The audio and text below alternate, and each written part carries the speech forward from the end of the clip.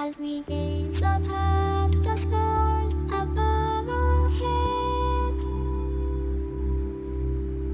in their cosmic glory, while all the world is sound inside their beds. I don't know if we'll ever see each other again, or when we'll meet once, but please, just let me hold your hand.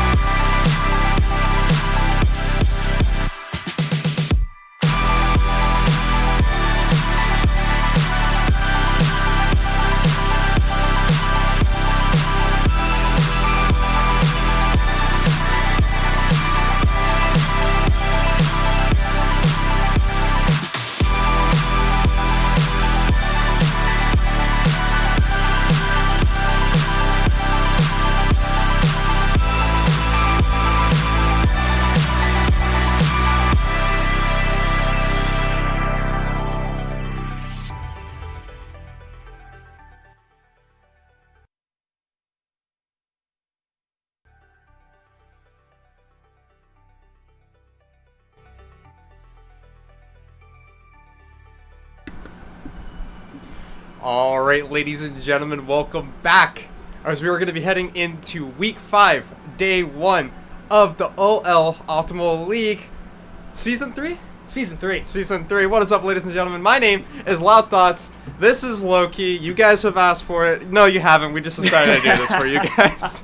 So, we decided to do a cast of camp for today. We actually live really close to each other, so this works out perfectly fine for us. So, Bongo cannot join us tonight, so we decided to do something a little bit spicy, I guess. Yep. It was all kind of impromptu, but I've actually been thinking about doing this for a while, ever since I became a stream manager and we took over and honestly just improved the quality of OS stream by 100 times.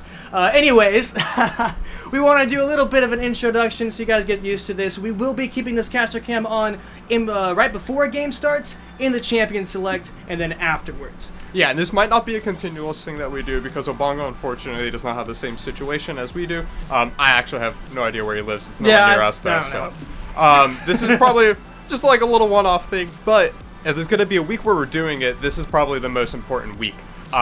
Week 5 is huge for these teams, and we're talking purely about playoff contentions. This is probably one of the most important weeks because if these teams do not show up this week, sure, they have 1 or 2 more games next week, but it's not going to be enough in order to really change the standings all too much.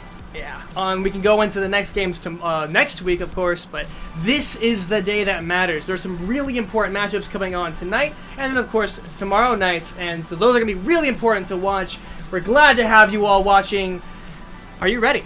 I'm ready. We're going to go ahead and bring up the standings for you guys really quick here. This is what we're currently sitting at. Perfect, cool. So this is what we're currently sitting in as of earlier today. We clipped this just about an hour or 2 ago. And so for the matches that we have tonight, we have first game is United States Air Force Academy versus 8K Gaming. Not the biggest of deals for 8K Gaming. They're almost guaranteed their playoff bye, but for United States Air Force, this one's pretty big. They're sitting on the lower end of the bracket, and they're going to be fighting for their spot next season, pretty much. If they can pick up a win here and they're a couple of wins today or a couple of wins tomorrow, they're pretty much going to save their spot so they don't have to go back into relegations for next season, which would be pretty big for them. But this is a cave game we're talking about. This is the number 1 seed that we're talking about. Now, it might be the number 1 seed we're talking about, but it wouldn't be the first time that we've seen AK Gaming lose to one of those lower tier teams. They've been in this OL for about 2 seasons now, and honestly, as strong as they can look, I've also seen some very questionable play at times. So it's not within... It's within the realm of possibility that United States Air Force can win one for America. Yeah, I mean... Same with TSM, within the realm of possibility to win one for America, but then Tanner time. So we'll see how this goes for them as well. So that should be an exciting matchup. Second game of the day, a little spicy. Yes, a little spicy. Not the matchup. Not the matchup. The matchup itself is Asura versus HCC. Hawkeye Community College. Now this one game, compared to the other ones that we're going to be streaming tonight and tomorrow, a little bit more of the lopsided in just terms of standings and tiers of OL. So we're trying to make it a little bit more interesting, because after all, this is a night that we have the cam, so why not make the most of it? So for you guys, we still have to come up with exactly what we're doing, but it's going to go along the lines of something like this. And if you guys want to throw suggestions in chat, please, by all means, throw out whatever suggestions you guys want. But it's going to go something along the lines of every time HCC gets an ace, a dragon, or a baron slash herald, Rift Herald, we're going to take a shot. Yes, we're both legal, so this is totally fine. We're both legal, don't worry. No underage drinking on stream, no extreme intoxication either. But we're just incentivizing HCC to actually try and win this one. They're currently sitting in the standings, I think, 1-9 at the moment. And so if HCC would like to have a little bit of fun with this game, I know it's the end of the season, a lot of the times the morale can drop quite significantly at this point, and unfortunately, it is kind of over for them. Everyone hates to see it, everyone hates to say it, but we got to be realistic here, guys. And so what we're going to do is we're going to go ahead and say every time they get an ace, they get a dragon, or they get a baron, we're going to take a shot. Now, of course, this is the second game of the night we're talking about, so during the first game, you can throw out other ideas for us. And just keep in mind, yes, it sucks to be this behind in the season, but you gotta take it all as practice at the end of the day. Like, they might not be able to secure their OL spot this time. but they can still make it through applicant team. They still need to take this team seriously, so we're giving them a little bit more of an incentive to go ahead and take it seriously. Should be extra spicy for you guys. Oh God! Oof. Enjoy Try to your reach sober Twitch chat, evening. sorry, we have our screen a little bit further away. We got to stand up to provide room for the two of us. We're big boys after all, so. All right, last game of the night. We're currently waiting on the we're waiting on US Air Force versus AK Gamer. They're doing pro draft, and then we'll go through the drafting phase after they have it all figured out, and we'll probably just run it down. We'll run it through during Champions Select. They'll be really quickly. So this gives us a little bit of time to talk about the last game. And so here we have Bubble Buddies versus Wildfire Penguins. Now this one is huge for contention standings. Both of these teams are sitting about... Bubble Buddies is sitting in number 1, but Wildfire Penguins is 1 game behind on second place right now. And Wildfire Penguins, not quite. Well, there's a two-way tie for second place, so they can get in on that. But most importantly for Penguins, this is their opportunity to get in and go for that semifinal bye by getting in that second place spot and prove that they have what it takes against Bubble Buddies, which honestly, they've been looking pretty unstoppable so far. Yeah, and they've been doing a fantastic job the entirety of this season so far, consistently on top of the play, playing as a group, taking these team fights, doing a great job. And with that, so Wildfire Penguins, if they could pick up this win, they put themselves at a tie with the other 2 members, which would be Wildfire Ravens and Azura, who are currently tied for that second place, which would mean the bye into playoffs, which is huge. Also, if they can knock down Bubble Buddies 1 loss here, potentially first place is up for contention as well, because Bubble Buddies are currently sitting at 9-2, whereas Azura is sitting at 8-3. So if Azura picks up well, not if. When Azura picks up their win today versus Hawkeye, anything could happen. Anything could happen. A little bit too much flaming here. Sorry. Okay. If Azura picks up the win today, and Bubble Buddies loses, first place is not up for contention. Second place is also up for contention, which means playoff buys are totally a realm of open possibilities for these 4 teams here, which would be huge and super exciting going into the last couple of days. So that's why we're saying these games matter today, and they will definitely have ramifications tomorrow and then next week. Who will take the first place spot in the Lunar and Solar Conference? Who will have the better standings going into playoffs? Well, we're going to be finding out soon enough. Are they almost done with Pro Draft? By the way, we're doing this because we hate casting Pro Draft. It's boring. No one likes to see it.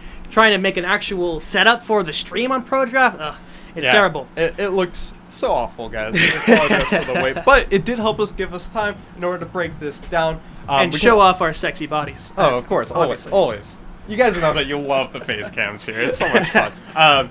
So with that being said, I do believe that they're almost ready. I'm going to go ahead and get a little bit closer to the camera here, guys. What's up? How's it going? We're going to go ahead and get this figured out.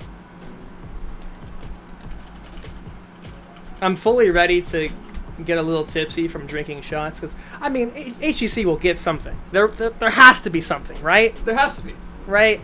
So that means we have to do hard. We have to go really hard on those 1 shots that we'll have to take. For our legal members in Twitch chat, I have a question for you guys. Not only... Okay, so 2 questions. 1, what do you guys want us to do for the HCC versus Azura game? If it's shots, we'll do shots. 2, drinks of choice. What do you guys like to drink? We have a couple... What do you guys like to drink? What do you guys like to drink? If you're taking shots... By the way, we're not doing chasers. That's... Oh, no. Chasers are not a thing that we do. we drink, and they're about halfway through draft right now, so that's good they're trying to news. give us a spectator Good link, news. and little do they know that we absolutely do not do spectator on pro draft. It sucks. I understand why they do it. Just buy the champions. I can't... Anyways... That's another good question. Do we look anything like you would have expected? I don't know. I get a lot of differences of opinion, depending on the mic I use, by the way. Because some mics make my voice sound really high-pitched, I've noticed, people have told me, and sometimes it's lower, and in real life, I have no idea how I sound like. Do I look like how I sound? Probably not. While we wait for the spectator, while we wait for a pro draft to finish up, do you guys have any questions? Do you guys have anything that you want to ask us about the casting or what we do? Oh, Okay. someone's using profanity in the chat. We gotta go kick him. Oof. Ooh. That's a no-go, buddy, Zach. Okay, wait. Incredibly sexy casters, you get to stay. Never mind. We appreciate you. Sexy mans, let's go. All right. So for those of you who missed the very intro, I'm LoudThoughts. This is Loki. Oil Production Poggers. Let's go, Taka. You know how it goes. So they should be wrapping up their draft pretty soon. You want to go click on the link? Okay, you guys want to make bets? That's on what? What are we expecting? Okay, so Are we betting on what they're picking right now without looking? yeah, we're betting on what they're picking without Oh. looking. So this is gonna be extra spicy for you guys. I am guessing we each pick 5 champions. I'm guessing Jarvan's in the game. Oh, why is there shit on the bed? Wait, hold on a second. Oh, wait, these things are amazing. Literal There's shit. Actually, There's actually shit on my bed. There's Aramis. Look, there's Aramis. And then for my boy, yes, we do live close to each other. It's about a 10-minute drive. look at this Nard. It's so cute.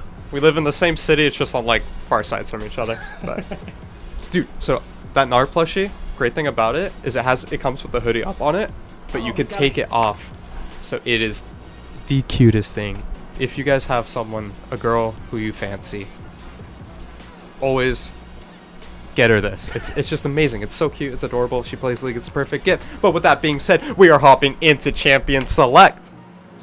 Oh boy, Champion Select. Can't wait to breeze on by this. Let's get into it. So, we're just going to breeze on right through the bands because, of course, all of it has already been done. That's the one good thing about Pro Draft is we got this time to talk about it, and then we can just go on through it. So the bands so far, we've got Silas, we've got Riven, we've got Kennen, we've got Karma. I'm still sticking by the idea that Jarvan is absolutely going to be in this game. This champion's been wrecking face. Sejuani was going to be my bet. I was going to bet on Sejuani too. I don't know if we're going for picks or we're going for bans here. Oh, I have no idea what we're doing. Okay. Do they have an idea what they're doing? Let's hope so. The Fiora pick into a Gangplank. They're breezing through this, by the way, guys. They already done this in the Yeah, we have no idea the So- order. So Yeah, we're we just don't- going to see how they are. So we'll just see what order these were picked in, or we'll see them where they're being played. We don't know the order of these, unfortunately, but Pro Draft's kind of a pain for that. I'm surprised Kai'Sa wasn't picked up originally. It looks like it was banned here in the second rotation, which would tell me that U.S. Air Force definitely did not pick up the 80 carry in the first rotation, which means I'm betting Xayah Rakan coming out from AK Gaming. Yeah, here. they Has to probably be. did go with that on their first 2 picks of this First rotation. rotation. There's the Xayah. There's going to be the Xayah. It's Hover. It's going to be the Rakan. They don't even really think about it. But what did they pick for the bot lane of Asura to go into this? Because they would have known going into it. Vayne. That's not Asura. That's U.S. Air Force, buddy. Come on, what you doing? Dude. Maybe I already had a shot. You guys will never know. You'll never know. Alrighty, so ladies and gentlemen, up on the screen we have your final champion select here. On the side of the U.S. Air Force, they have banned out Silas, Riven, Sejuani, Ahri, and Jarvan, so it was actually banned out this game, and they've decided to pick for themselves Fiora, Rek'Sai, LeBlanc, Vayne, and Nautilus. And then what they actually picked for their team comp, U.S. Air Force Academy, not Asura. Did I say Asura? You were it. It's okay. I already Don't worry did about U.S. it. Air Force. You gotta Okay, do, okay. Definitely should have not have done that. Anyways, game playing Gragas, Mordekaiser, Xayah, and Rakan to round out the comp for 8K Gaming. It's the first time we've ever seen them streamed, guys. So root for 8K Gaming. I apologize in advance to Taco. This stream is way too toxic. This is why you shouldn't have a stream together. We're toxic. No one should have given us this amount of power, but it's too late. So we're going to be going into the loading screen, or no, spectator delay very soon here. Do we want to actually talk during that, or do we want to just, are they tired of us already? What, I don't know. Do you guys want to continue to hear our beautiful voices? Do you want us to break down these comps, or do you want to just go ahead and throw it over to the break? We'll give you guys a second to talk to think about it. Think very carefully. Think. Q&A. Very cool. Oh, yeah, we'll do a Q&A. Okay, Yeah, for sure. let's go. We might as well. We First question that comes up.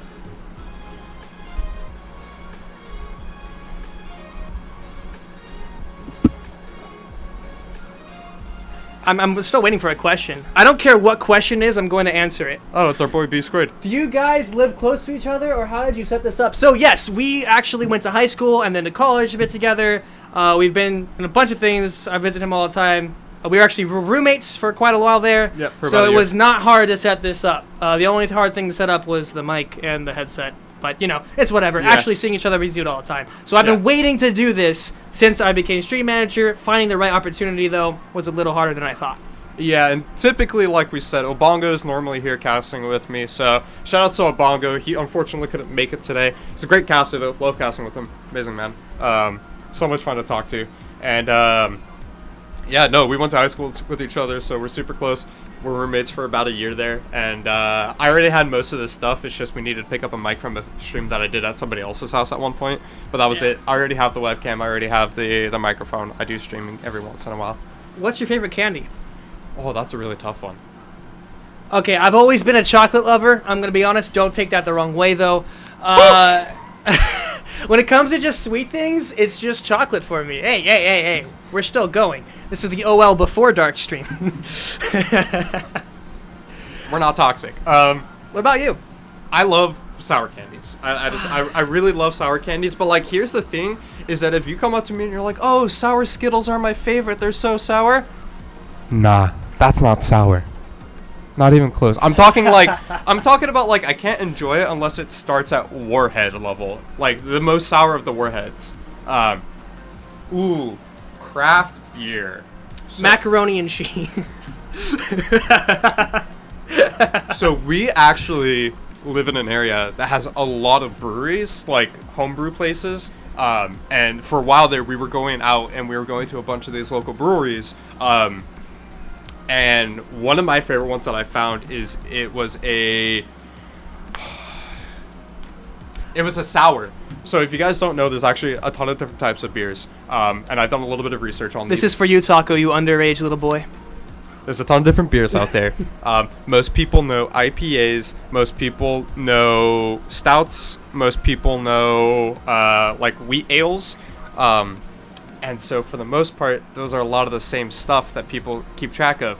There's a little subsect of those that people don't know about that are called sours. Okay, I'm going to stop you right there because we're going to be heading into the loading screen here. We'll be right back in just a couple seconds. Who knows how long their potato computers last. And then we'll be getting into the first game of Day 1, Week 5, Season 3. Oh, well, that's a mouthful. Let's do this. Sours are great. The fruity F. Oh, my God. Shot.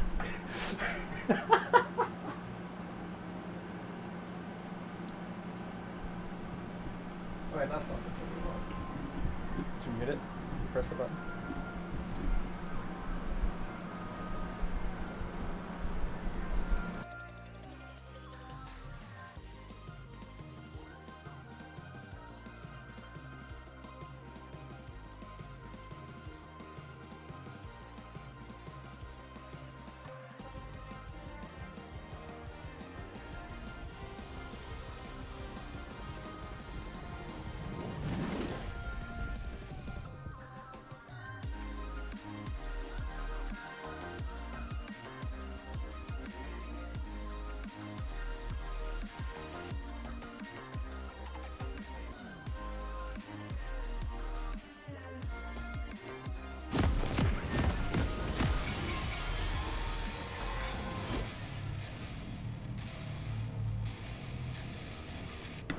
All right, yes, we know that was the wrong overlay. We are a little bit in a rush, but we'll be going into the first game of the night. Introducing Air Force Academy. We have Rhinoceros in the top lane, Truffles, top lane on Fiora, Truffles on Rek'Sai jungle, Shaba Moon on LeBlanc in the mid lane, Lord Thundercotch on Vayne, and I'm not going to try to pronounce that name, Nautilus support. Ago-chan. Chana. Let's go with that. And on the red side, we were going to have 8K Gaming, which how do we figure playing Gangplank in the top lane, drops on Gragish jungle, Boons with Mordekaiser mid, and Kali and D1 Nick with the classic Lover Duel Zarikon on the bot side. Now, looks like this team is looking for a little bit of a level 1 invade. Air Force Academy going into the red side jungle, putting down some hordes, but ultimately not going to get much more than that. I always love to see a level 1, if you know me at all. Oh, this man goes for level 1s every single game. But, that being said, we finally have some time. We're going to go ahead and break down these team comps at this point, now that we're finally in game for you guys. And first thing that I notice is that Fiora in the top lane. I mean, that's such an interesting pick that I would not expect into the Gangplank. And because of that, this top side of the map is going to be super volatile. Yes, the Fiora can get onto the gangplank early and force very aggressive plays, but that being said, it's not necessarily the best pick into a gangplank. If you want to be picking something like that, Fiora does tend to do better once you've picked up an item or two, in particular a Tiamat or the Trinity Force. And I'm seeing some weird lane swaps on screen. Yeah, it looks like they were trying to, but forget that, going into a little bit of a skirmish in the bot lane. Zyracon trying to get off the level 1 play, but not quite working out. But yeah, look at this. We have the top laners going for a little bit of a lane swap. I'm not sure if this was kind of just both mutually agreed on, or one person didn't want the matchup and the other person anticipated it and met them in the mid lane. It's definitely weird to see that these guys switched up the lanes, and I think that they do want to have the Fiora into the gangplank, or who knows, maybe one of the teams wanted to lane swap into, you know, a vice versa match. I have the LeBlanc into the gangplank, something of that sort, but we don't really know, unfortunately, and so instead we're just going to have to take it as it is. We can already see, though, Fiora and LeBlanc both starting to come out a little bit ahead in CS. They've been definitely winning in terms of trades as well so far. And so it looks like these lanes are, as of right now, going a little bit in favor of the United States Air Force. Oh, but forget that. We're going to the bot lane. Looks like Zyracon's getting jumped on the first game of the gank of the game, going from Truffles with a very easy setup, and First Blood going over to Lord Thunderkoch. And just like that, we were saying that the solo lanes for the United States Air Force were going in favor of them, and now they have their bot lane with a definitive advantage. They're going to be able to shove in this wave as well, and seeing as how Rakan does not have teleport, he's going to be missing out on a massive amount of EXP, and you also have the extra First Blood gold onto this Vayne. Just like that, we see yet another gank coming out from Truffles, forcing the flash out of your gangplank, who already is lacking mobility. Yeah, it's kind of what you expect from this Rek'Sai. Not a champion you see these days as often as you used to back when she was a dominant jungle pick. You either picked her or you banned her. Not nearly as strong as then, but still known for those incredibly potent early level ganks. Being able to go in and at least force a flash, if not a kill. And something to keep in mind is that means that Truffles is going to be falling behind on EXP and farm. We can see that drops. Ooh, wait. Well, forget that. Looks like we already talked about that matchup because of that flash being gone because of the jungle gank. But and the bot lane, Gragas is finally showing his face. They're going on to Nautilus, gets the root, gets the ignite, and the last little headbutt from Drops will secure the first kill of the game for 8K Gaming. Yeah, we were mentioning before the little fights broke out that, you know, Gangplank without his flash lacks any kind of real mobility. He doesn't have the ability to slow Fiora except for the Q, but once that's off of cooldown, Fiora doesn't have like hard CC. She has like a slow at most, but more importantly, she has staking power, which is why she's so deadly in this matchup. Now that she's been given the advantage because of the help from her jungler, it means that this Fiora is a scary pick into the Gangplank because of her staking power and her ability to get on the Gangplank and kill him if he doesn't respect her damage. Now we're kind of getting to the stage of the game where these lane stops are really going to matter for a different reason. It's not so much going to be about the 1v1s. We're hitting the levels where people are almost hitting their ultimates. It's about jungle pressure. One of the main things that will happen from this lane swap, the LeBlanc versus Mordekaiser top lane, while it might not have seen so much action so far, it's going to be really important to watch now because a LeBlanc in the long lane is still extremely gankable. Yes, she has these dashes, but Gragas can get in there, get some knockups. Already we have Boone going for a little bit of a trade on him and starting to put some pressure of his own. Yes, he got pressured early with the auto attacks. It's a ranged matchup top lane. That's hard to deal with. But now he's got his abilities, he's got some items to belt, and he can start pushing back.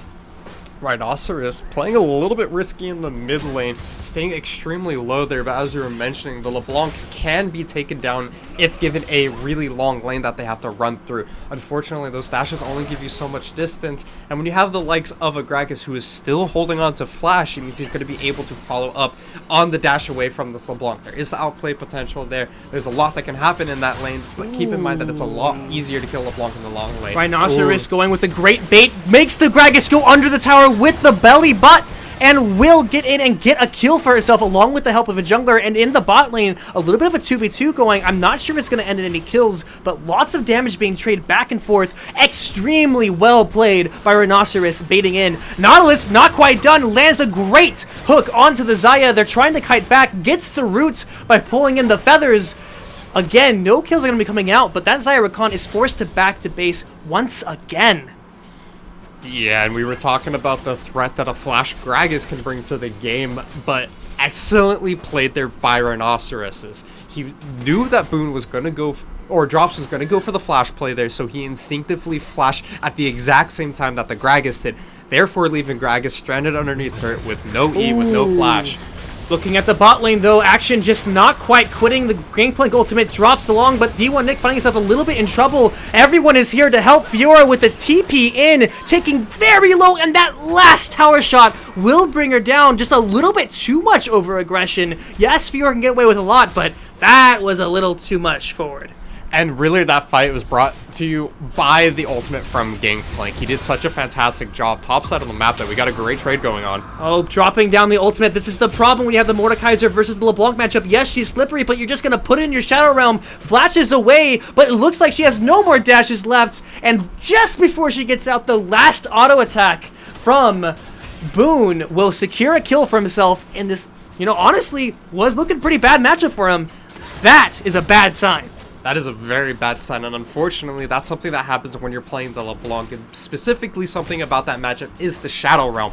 Something I hate to see is when somebody flashes away from the Mordekaiser in a Shadow Realm. You have to keep in mind that even if you flash away, unless you're specifically using the flash to dodge a Q that is in animation, it is not going to get you anywhere. You are still stuck in that ring with him, and there's no escaping until the timer runs out. He wasn't flashing away from any kind of damage there. He was just trying to put some distance in between him and the Mordekaiser.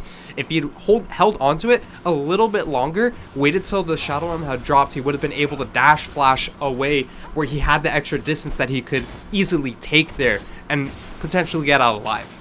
I guess that just comes down to just a little bit of a misunderstanding of the matchup. LeBlanc so used to being able to bully this melee AP bruiser that when he finally gets the damage, and not just the damage, but the confidence to take that 1v1, she just wasn't ready for it. So with that all being said, is now almost 9 minutes into the game, scores 3-3, dead even on gold. And it looks like the red team will be taking down the first Infernal Dragon. That will be pretty huge if they can secure it. Yeah, but the Rek'Sai is around here. Ooh. Probably going on to the top side as well. Looks like they finally switched back to their actual lanes. The top lane fight, Rhinoceros trying to get some damage, realizing he doesn't quite be able to get him under turret. Takes a lot of return damage, but while that happening, they were able to secure the Infernal Drake for AK Gaming.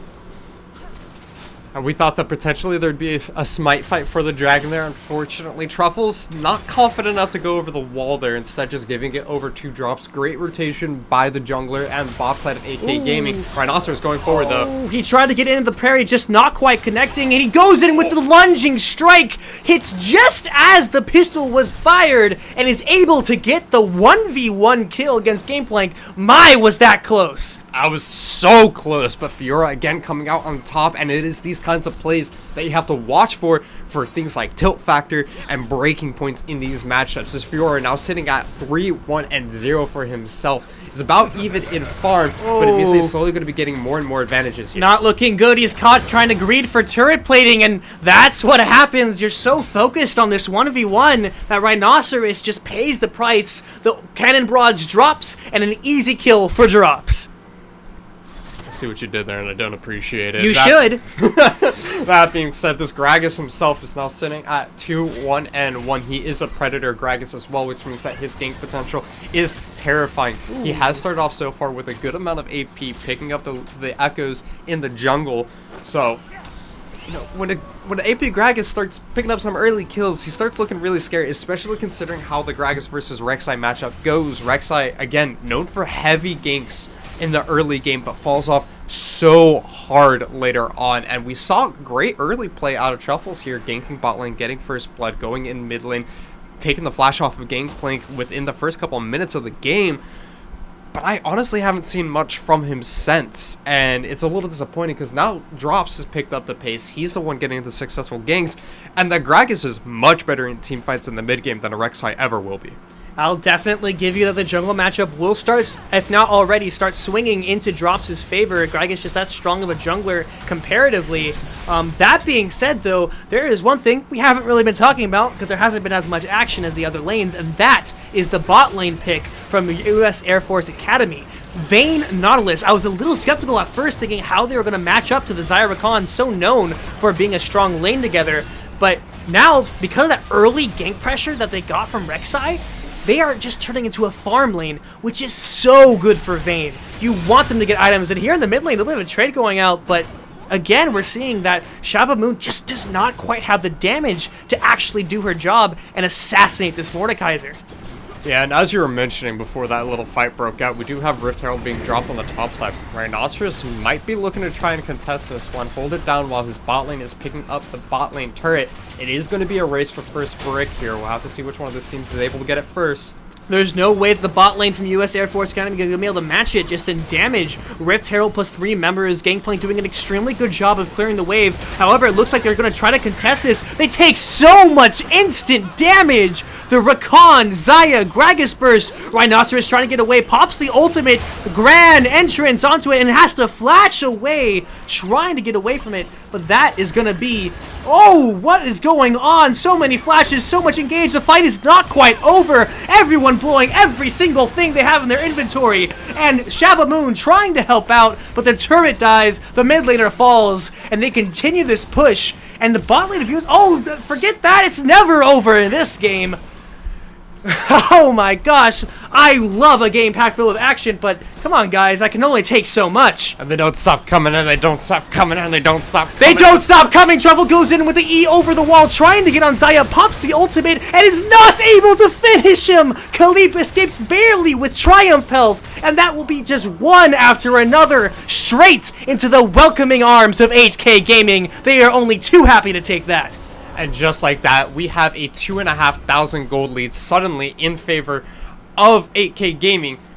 And they got to be so happy with that. They picked up like 3 extra kills there. They got the Rift Herald play. They're able to get all the turret platings, pick up the first brick. Everything that they could possibly want off of that play went for them. Sure, there's now a lot of summoner spells that are on cooldown, and that is probably the only downside for 8K Gaming in this situation. But did they die? But they didn't die. They did not die. You're absolutely correct there. Xayah has now finished her Essence Reaver. You have a completed Rylai's on your Mordekaiser. Gangplank and Gragas have also gotten a huge amount of gold in their pockets because they were Gangplank was free farming bot lane the entire time, and Gragas was able to pick up a ton of assists. And so there's all these item power spikes coming in favor of 8K Gaming right now. You know, Xayah, Mordekaiser, but that being said, fight's erupting. Rhinoceros was waiting in the bush trying to get a sneaky kill, but he bit off way more than he can chew. Not ready for the instant engage. Again, this Gragas is coming up super strong. Everywhere drops his, and along with his bot lane, they are almost guaranteed to win right now. I am not sure what US Air Force Academy was trying to accomplish there, but that is the second dragon of the game, and another kill for 8K Gaming. And we're just seeing the coordination that 8K Gaming has over US Air Force. This is why they're in first place. This team is so coordinated. They're on the same page with each other. They like to play together, and they will all play around the same call. They said, hey, you know what? It's 14 minutes in the game. We got top turret. Great hook. They're trying to make the fight happening. There is a potential 3v2 going on. Maybe the bot lane of 8K Gaming this time, they're too far ahead. It looks like finally Xayah will be dropping D1 Nick only just after, and that will be good shutdowns both in the hands of the scaling AD carry that is Lord Thunderkosh. I love saying that name. I do not. We saw a little bit of an overextension there by 8K Gaming. Unfortunately, the bot lane getting picked off, and it is very fortunate for the US Air Force Academy that it got onto the Vayne. That being said, Rhinoceros not done fighting himself. As we said, there's fights going on everywhere. Again, Rhinoceros, he was so strong in the early game, but he's getting a little too overconfident, taking almost every fight that they put in front of him and not respecting that there might be other members around. And he gets punished for it. He dies yet again in such a little time frame, and the rest of his map is punished for it. Yeah, that was a really interesting interaction we saw there. We have a fight going on. Kali picking up the first kill. Again, this Xayah Rakan still, even though they did push up again, they are that strong. They will come in, they just bought items, they spent their gold, and they will put dominance on the US Air Force Academy trying to push up. And in the bot lane, 8K Gaming feels confident enough to just dive this LeBlanc, and it almost worked. Yeah, they have to be feeling so confident right now. You have drops on full AP Gragas, 4-1 and 4. Your Gangplank has finished his sheet. He's almost there to his completed Trinity Force once he hits that huge item power spike for him. But they also, more importantly, just knew that there was no one there to respond on the side of US Air Force. Everyone was bot lane. They had lost the fight bot side. And so the rest of the US Air Force was on the retreat.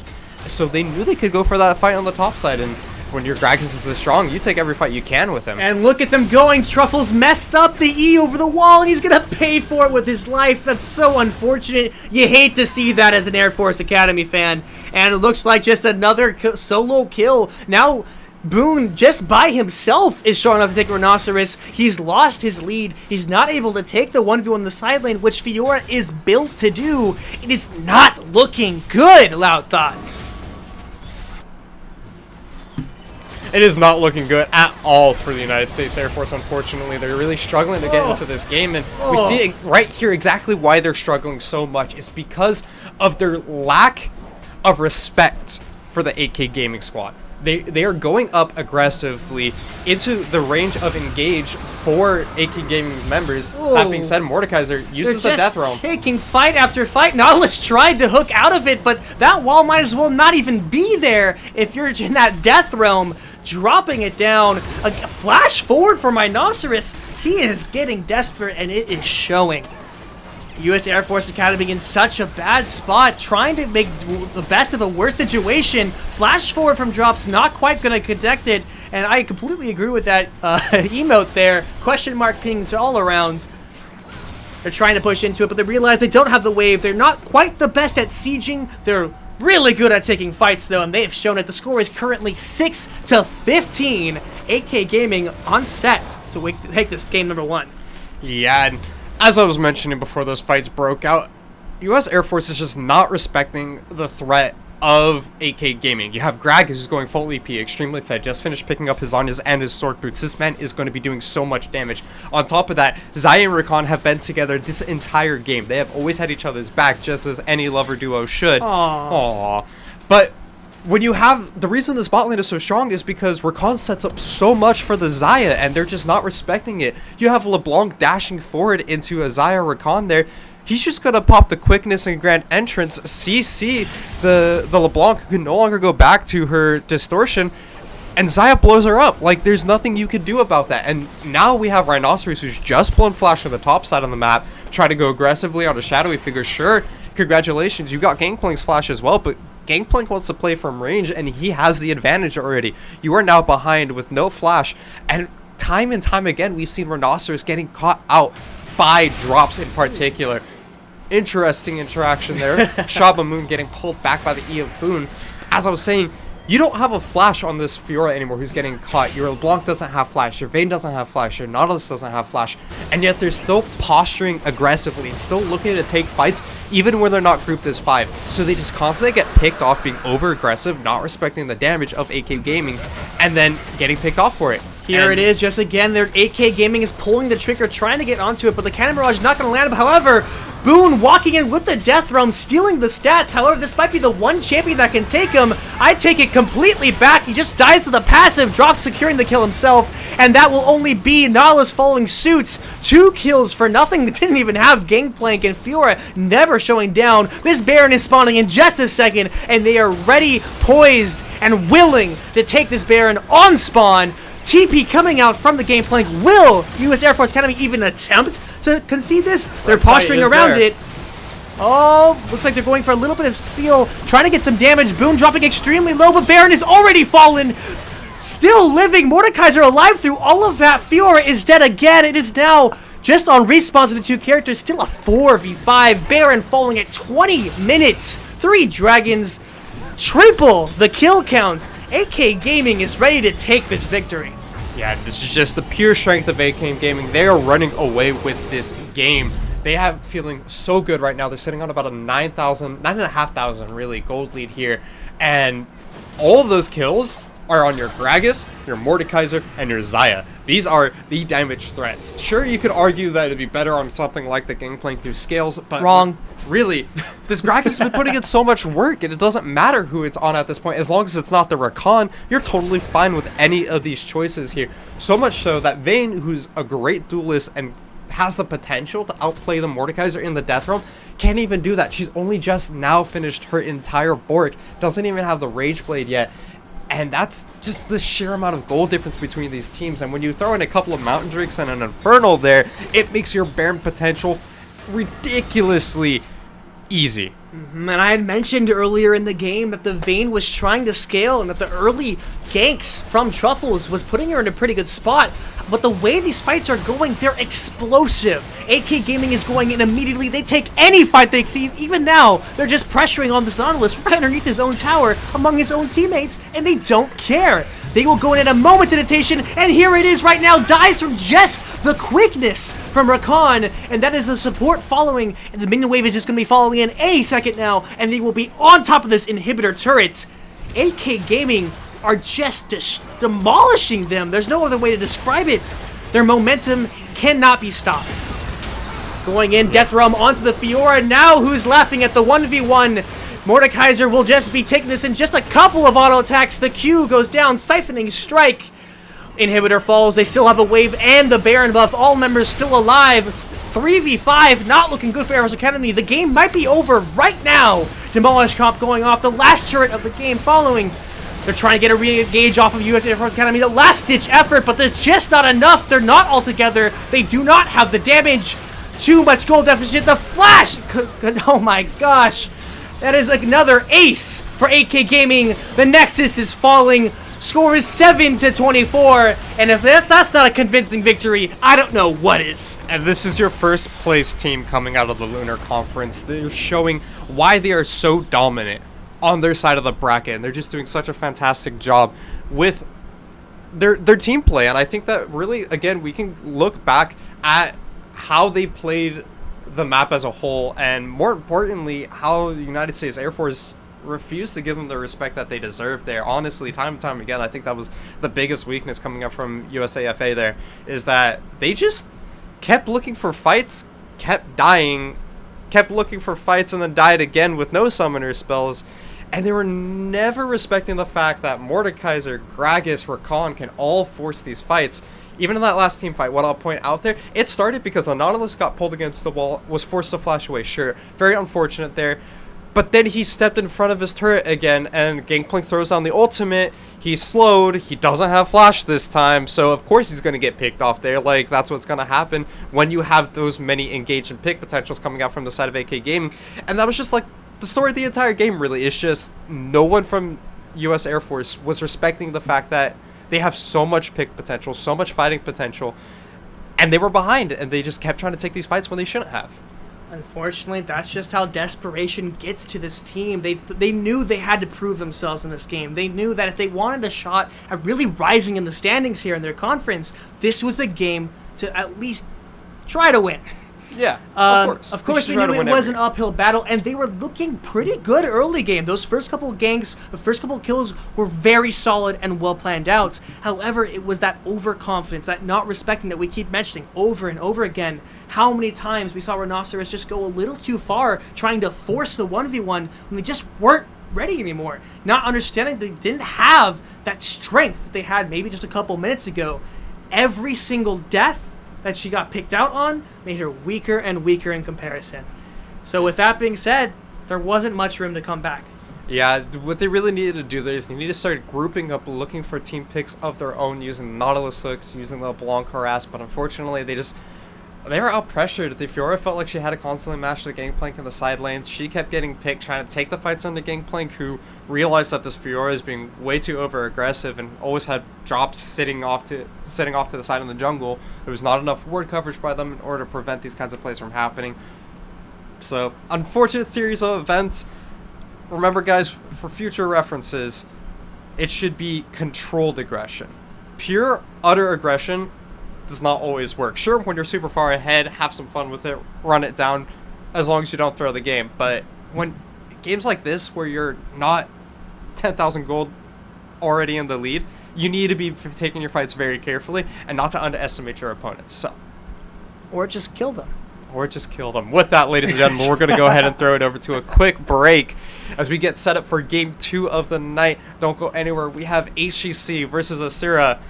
And it should be a spicy one. By the way, for those of you who either weren't there at the start or have forgotten by now, we're still waiting to hear what are some ideas we could be doing for this game just to spice it up on our end a little bit. So, what exactly things should we take shots for?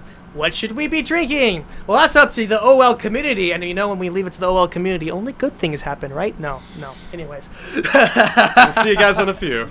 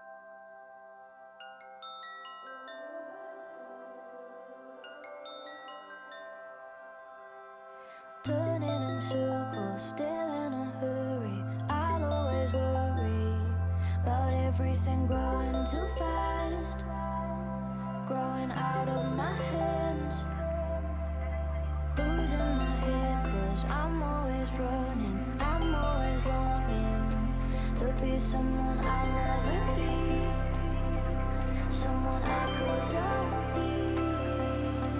Sometimes I want to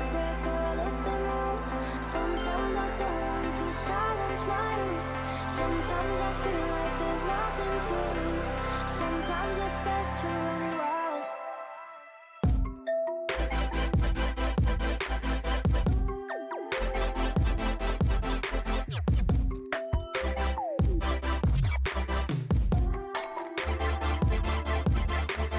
Ticking clocks and all them spinning hands cannot catch up when we are turning fast. Time is just a illusion. We're leaving to an unknown. We don't grow. We're still kids, you know, making fun of their daily sorrow. Take my hand and just follow. Neverland, we don't have to grow old. Sometimes I want to break all of the rules.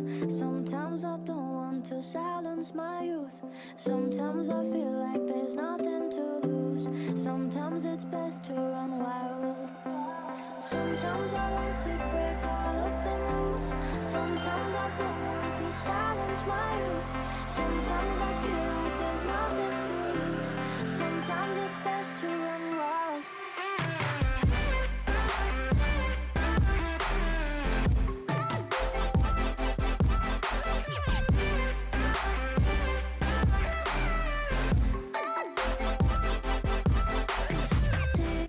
Clocks and all them spinning hands cannot catch up when we are turning fast. Alrighty, ladies and gentlemen, welcome back.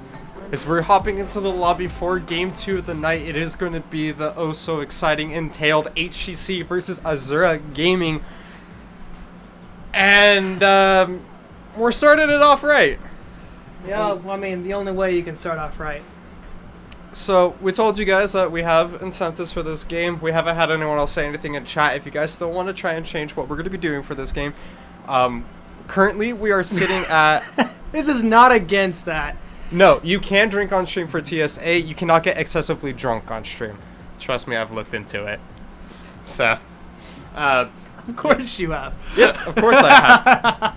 I draw the line where I have to. Oh, that's we know you.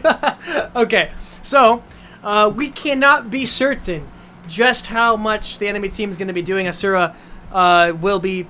We'll see how this game goes against HCC. So as it is, what we currently have, every time HCC gets an ace on Asura, they take a dragon, or they take a Baron. That's Or our Rift Herald. or Rift Herald. It's a one Interchangeable. and done kind Yeah. of a thing. So, because we can't be sure how much of that as we're actually going to be accomplishing, we're going to start off with one. Absolutely. For the person who called me in a chat saying that I'm a lightweight, you're absolutely correct, but we'll see how this goes. All right. Cheers.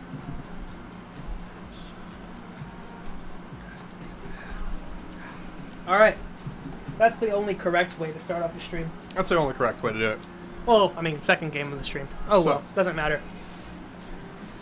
So we're still waiting on them to create a lobby. We joined it. We figured we might as well just start talking. It's more interesting for everybody. Yeah.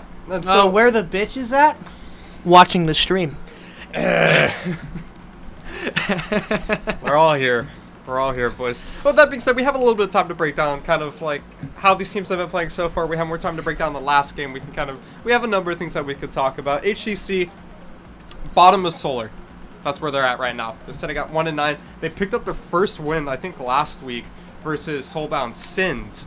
Rough who is game. Also sitting at 2-8, 2-9. Close enough. Something like that. They're also down there. And so both of these teams, both Soulbound Sins and more importantly, Hawkeye Community College, are out of contention.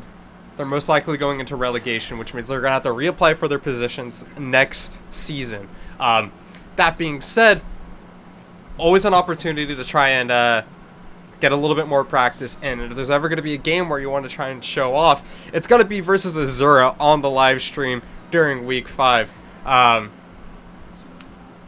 Give me 1 second. You keep talking. Yeah, it looks like somebody mentioned that the game is rescheduled for 10 EST time, which is not what we were told and not what it should be. So we're going to go ahead and message our good friends over at Azura and figure out what is going on. That being said, we'll go ahead and take this opportunity to talk about that last game. Fiora, a little too over-aggressive. LeBlanc got caught up by the Mordekaiser, didn't make enough of an advantage using the early game pressure that she has. He went down low. I'm still here. He went down low, ladies and gentlemen. They gave us too much power for this stream, just 100%, honest to God. Okay. So, with that being said, we do have currently, Azura is going to be contesting for one of the top spots. They're currently sitting on the better half of the bracket where they're going to have a playoff bye. Now, they're almost guaranteed a spot in the playoffs, but they are also tied with Wildfire Ravens, both sitting at, I think, 8-3 right now. There's also the Wildfire Penguins, who were sitting at 7-3 earlier today. They may have already played their first game. Looks like our admins also did not know about the rescheduling of that game. Badmins and staff, boys. So. Hey, don't include me on this. Oh my God, that would have been really bad. That would have been very bad. I'll include myself in on that as well. So. Yeah. With that being said. What now? I don't know. I'm not sure what we're gonna do now. As it is any of the games not started yet? I'm not sure. There's only so much we can do. Do we want to just skip this game? Do we want to just skip this game and do what? Because I'm pretty sure the other games have already started. Well, if our favorite admin, Taco, we all love you. Can you go ahead and try to see if other games want to be casted if they haven't started yet already? Looks like this game is going to be delayed, and no one told us, so. Fantastic. We're going to go ahead and throw it over to a break then. Half an hour is a little bit too long for us to be talking here. Absolutely not. We can find things to do. I just don't know what. We can do another Q&A if chat's still alive. No, let's actually talk about the state of this league right now. Okay. I want to talk about it. We'll do our own version of OL After Dark, but it's not After Dark, so OL at Dark.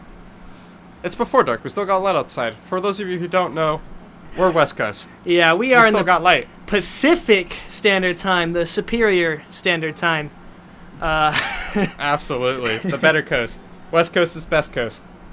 What's the situation? So, it looks like HCC, there's a little bit of a miscommunication here on whether or not their game was rescheduled. It doesn't look like Asura thought so. It doesn't look like people were really informed on this, so as it is, looks like this game might, at very most, won't be casted. I'm not sure if it's still going to happen, or it's going to be an FF win, or whatever it is. But, anyways, let's talk about it. Oh, I really shouldn't. I really shouldn't, but how about the rulings that have been going on recently in OL? Let's talk about the rulings then.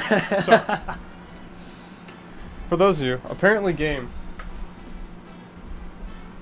My team never agreed to be rescheduled. Yes, if the game was going to be rescheduled, it has to be agreed to with both captains and then told to us and the staff admin team, especially if it was scheduled to be streamed. Yes, I do remember that the captain of HCC had reached out to me previous week asking for a potential reschedule, but nothing came of that. And of course, if you guys weren't told about it, then neither were we. Yeah, unfortunately, that's one of the downsides of the casting crew, is that unfortunately we don't always get notified about these reschedulings.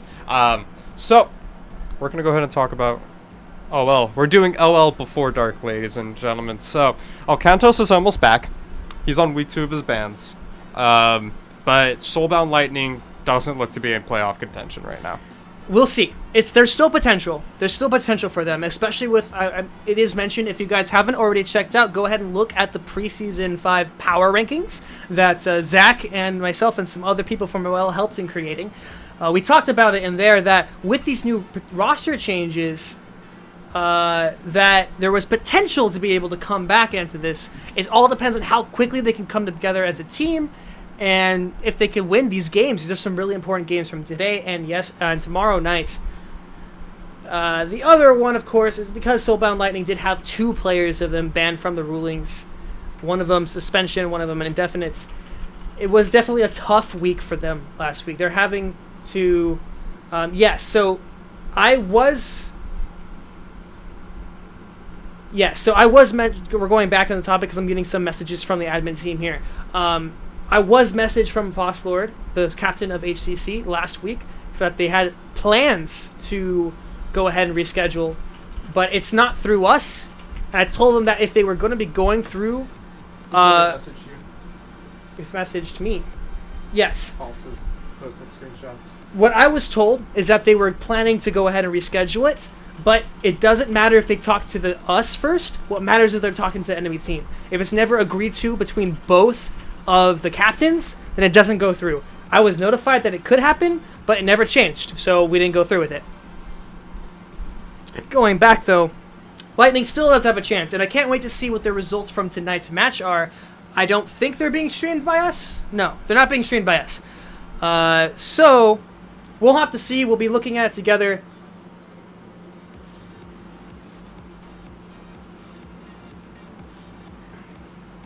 Yeah, as it is, HCC never got their game rescheduled or approved by either the enemy team or by us, so the game was still scheduled to be at 6:30 our time, 9:30 EST. So it's getting to be 12 minutes after. If they can't show up for this game, that will be a forfeit. I know after OL rules, official rulings, it should be 15 minutes after a game schedule time. That's when the penalties start going. And if they I'm not sure where this is going. I'm going to wait till the admin, Taco, or whoever admin is staff is looking at this. Definitely not me. I'm not staff. Don't look at me. No, we're staff. We're just not admins. So, You're not staff. I am staff. You're a caster. I'm caster. That's part of staff, isn't it? It's What more would I like be? what Taco's helper was. Not an admin, not a staff, but you're a part of things. Feel good about yourself. This is the part where I riot, and I'm going to walk away, refuse to cast, until you tell me I have staff privileges. I'm just kidding. Staff privileges? Staff Privileges? privileges. You think we have privileges? All we do is get complained at. I'm looking at you, Zach. You've been taking a lot of heat for it. It's not good. It's not. Although, of course, it doesn't happen to me because I'm just a really likable fellow and extremely good looking. But fair. for someone like Zach, not quite as blessed as I was in life. So The gene it's just pool did not give him the merciful sight of Jeanette.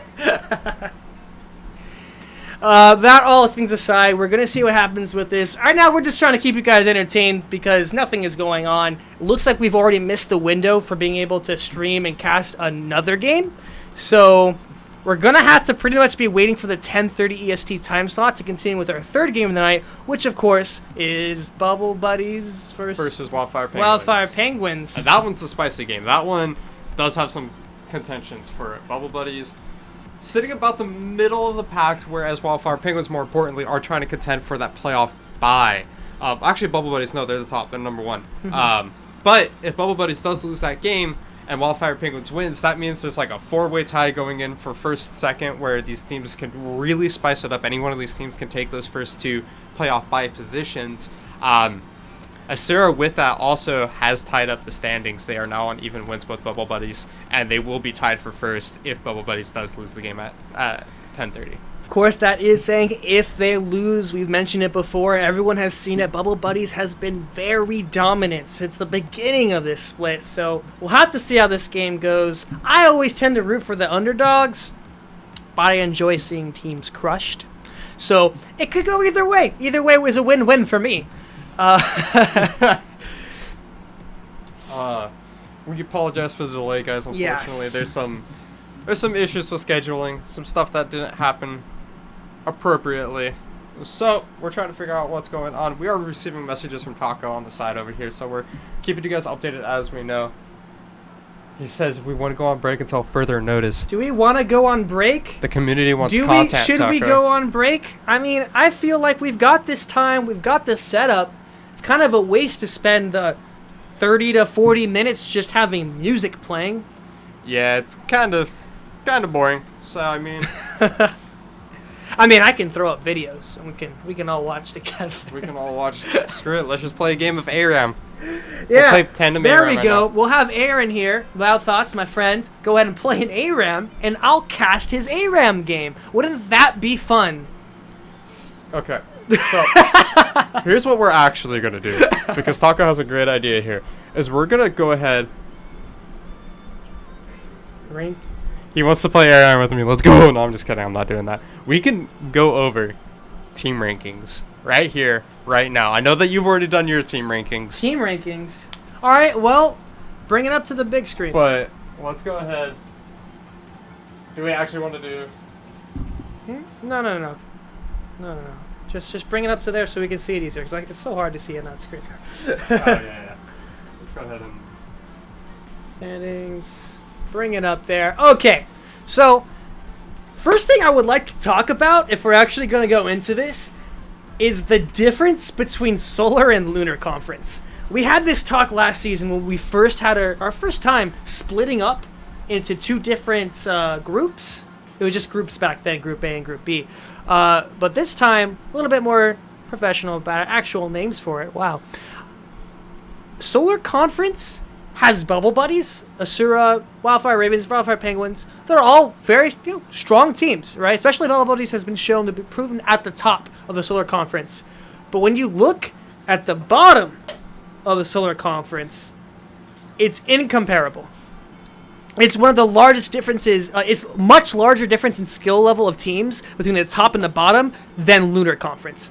Lunar Conference, of course, has the Havoc's for Fun team, which yes, they have a lot of losses. If you look at their score, it's 110. But a lot of those were FFs because of the explosion of the previous team that Havoc's for Fun team was kind of descended from, which was, of course, G7 Mirage. Which was, of course, our number one seeded team coming into this season. But, things happen, people got exposed, and, the best players in OL found out that they're actually too good to be playing in OL. Yikers. Wow, you guys... That kind of language...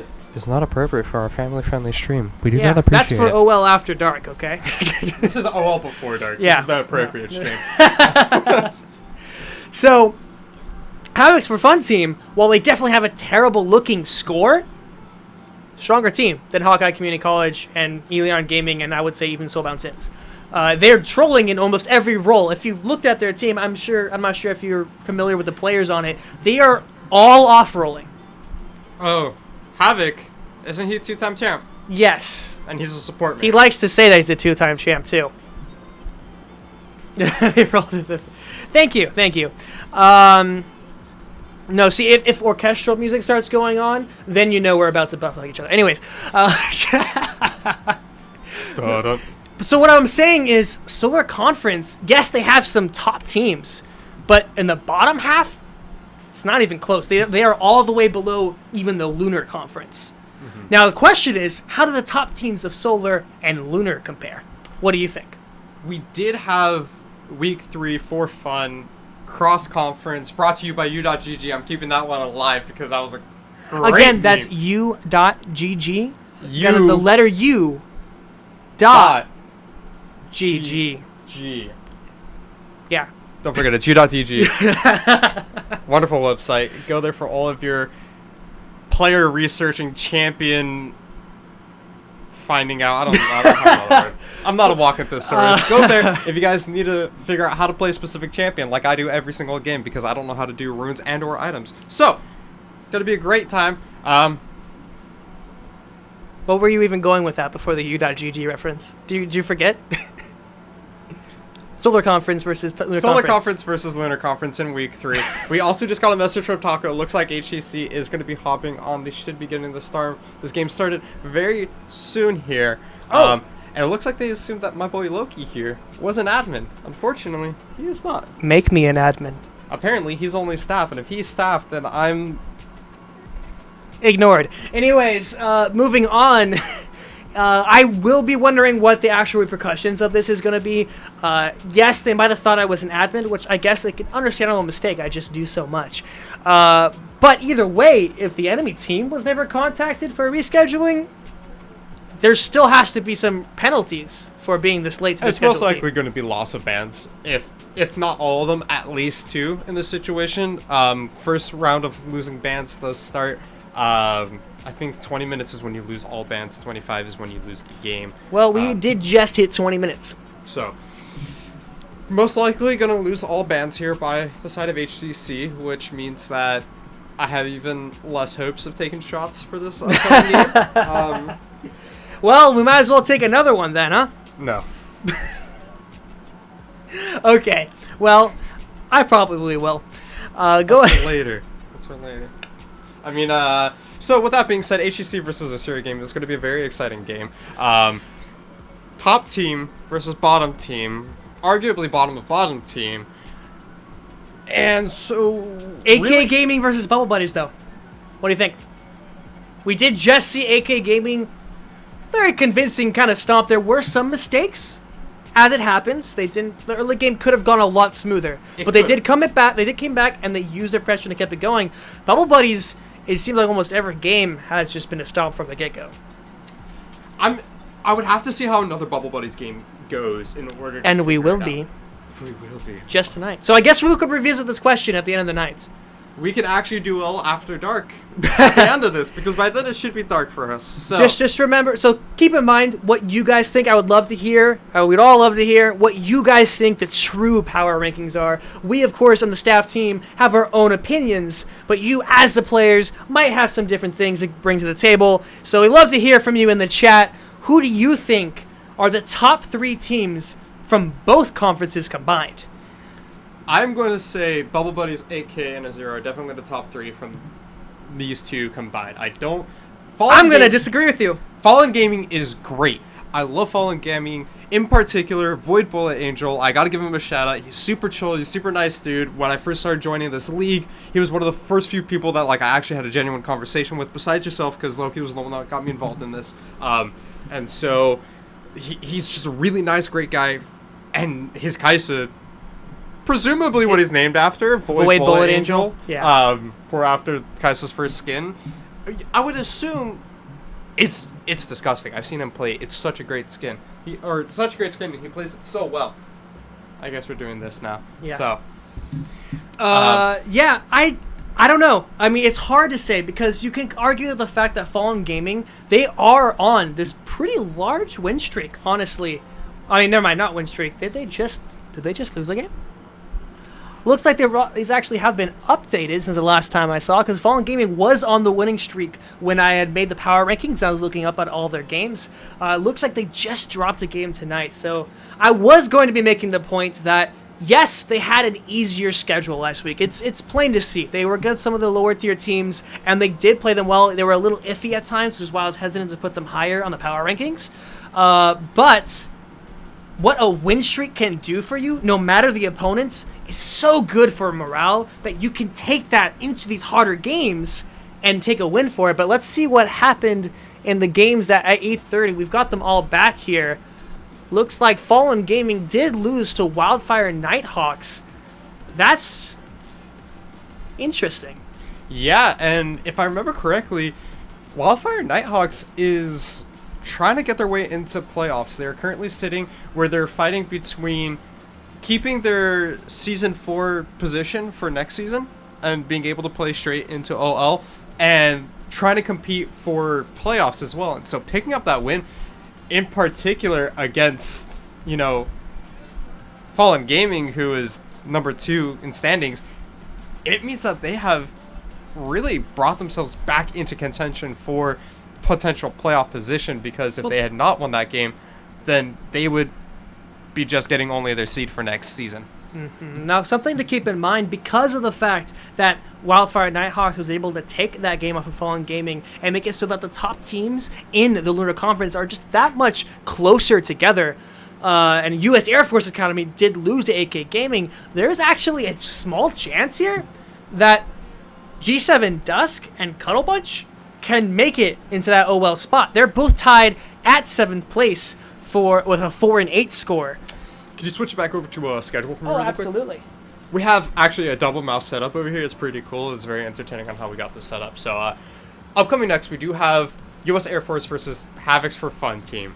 So with that being said, it looks like US Air Force has a free win.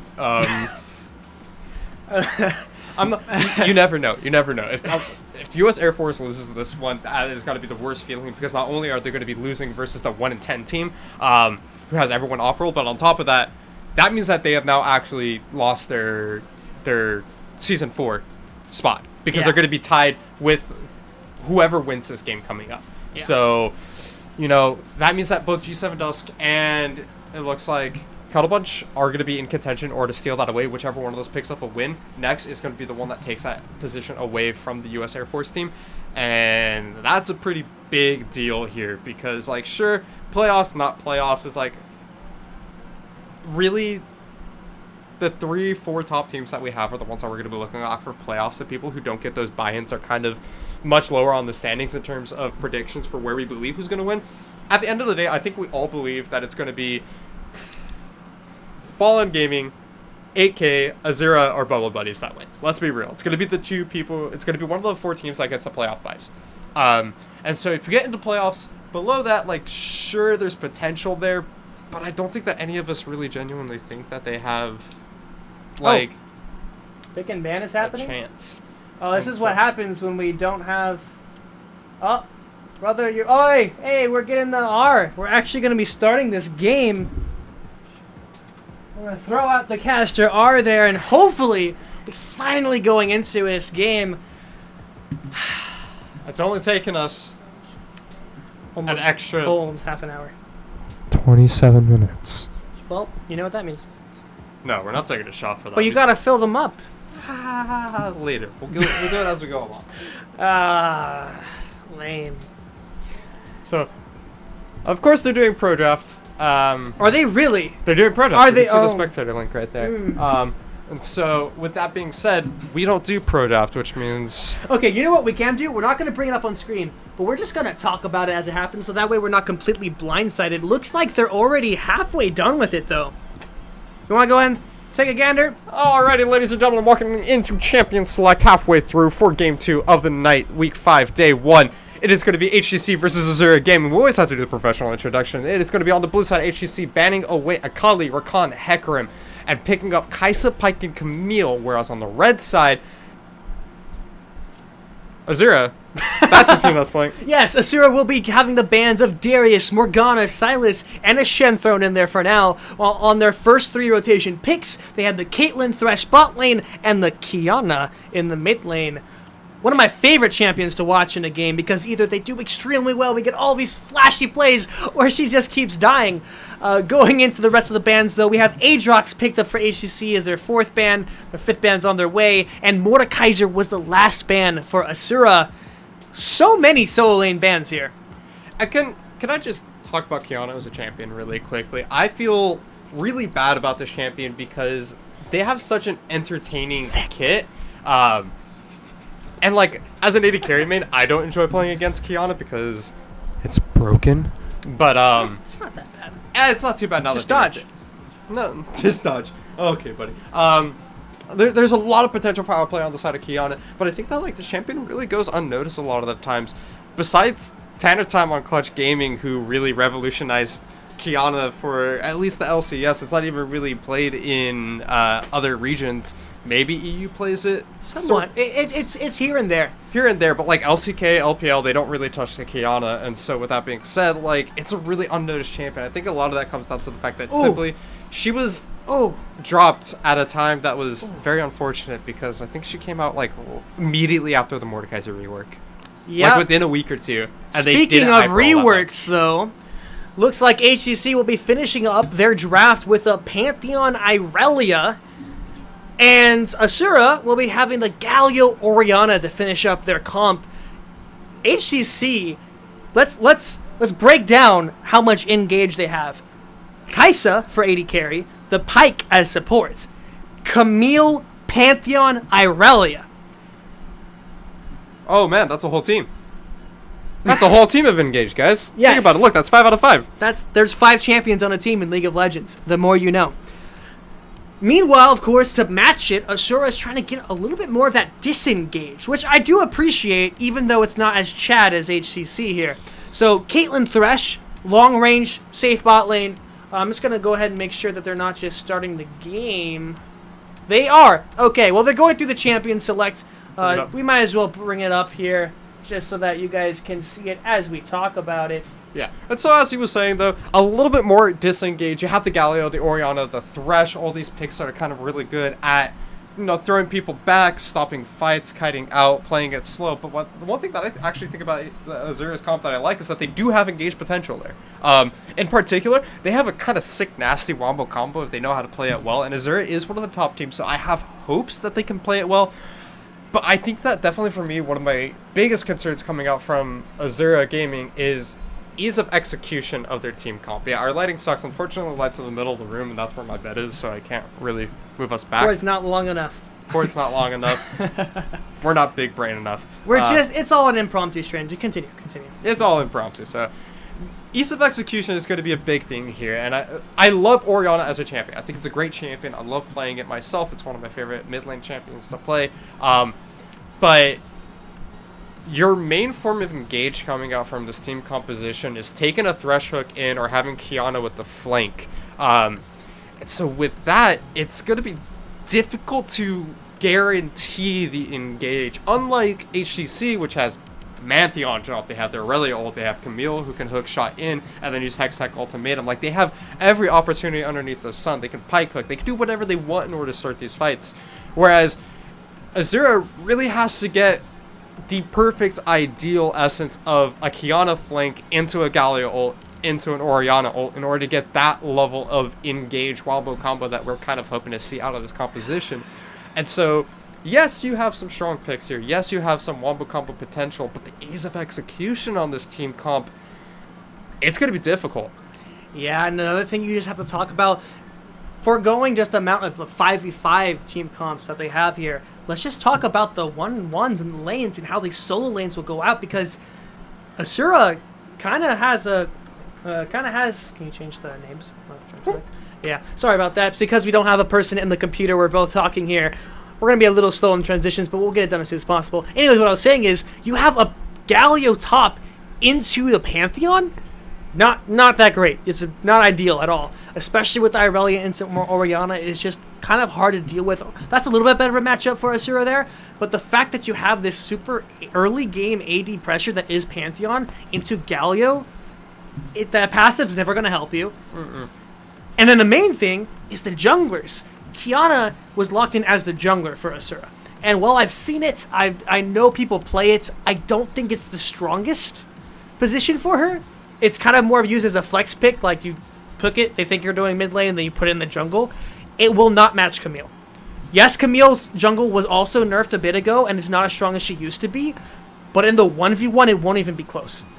And that's honestly kind of a disappointing flex. The fact that they decided to pick up the Qiyana, flex it into the jungle when she is stronger in the mid lane for an Orianna into an Aurelia. Like, and you have last pick here. You have the potential for that counter pick. You have the potential to make that play, and you pick up an Orianna. Like, that's not the best of picks there.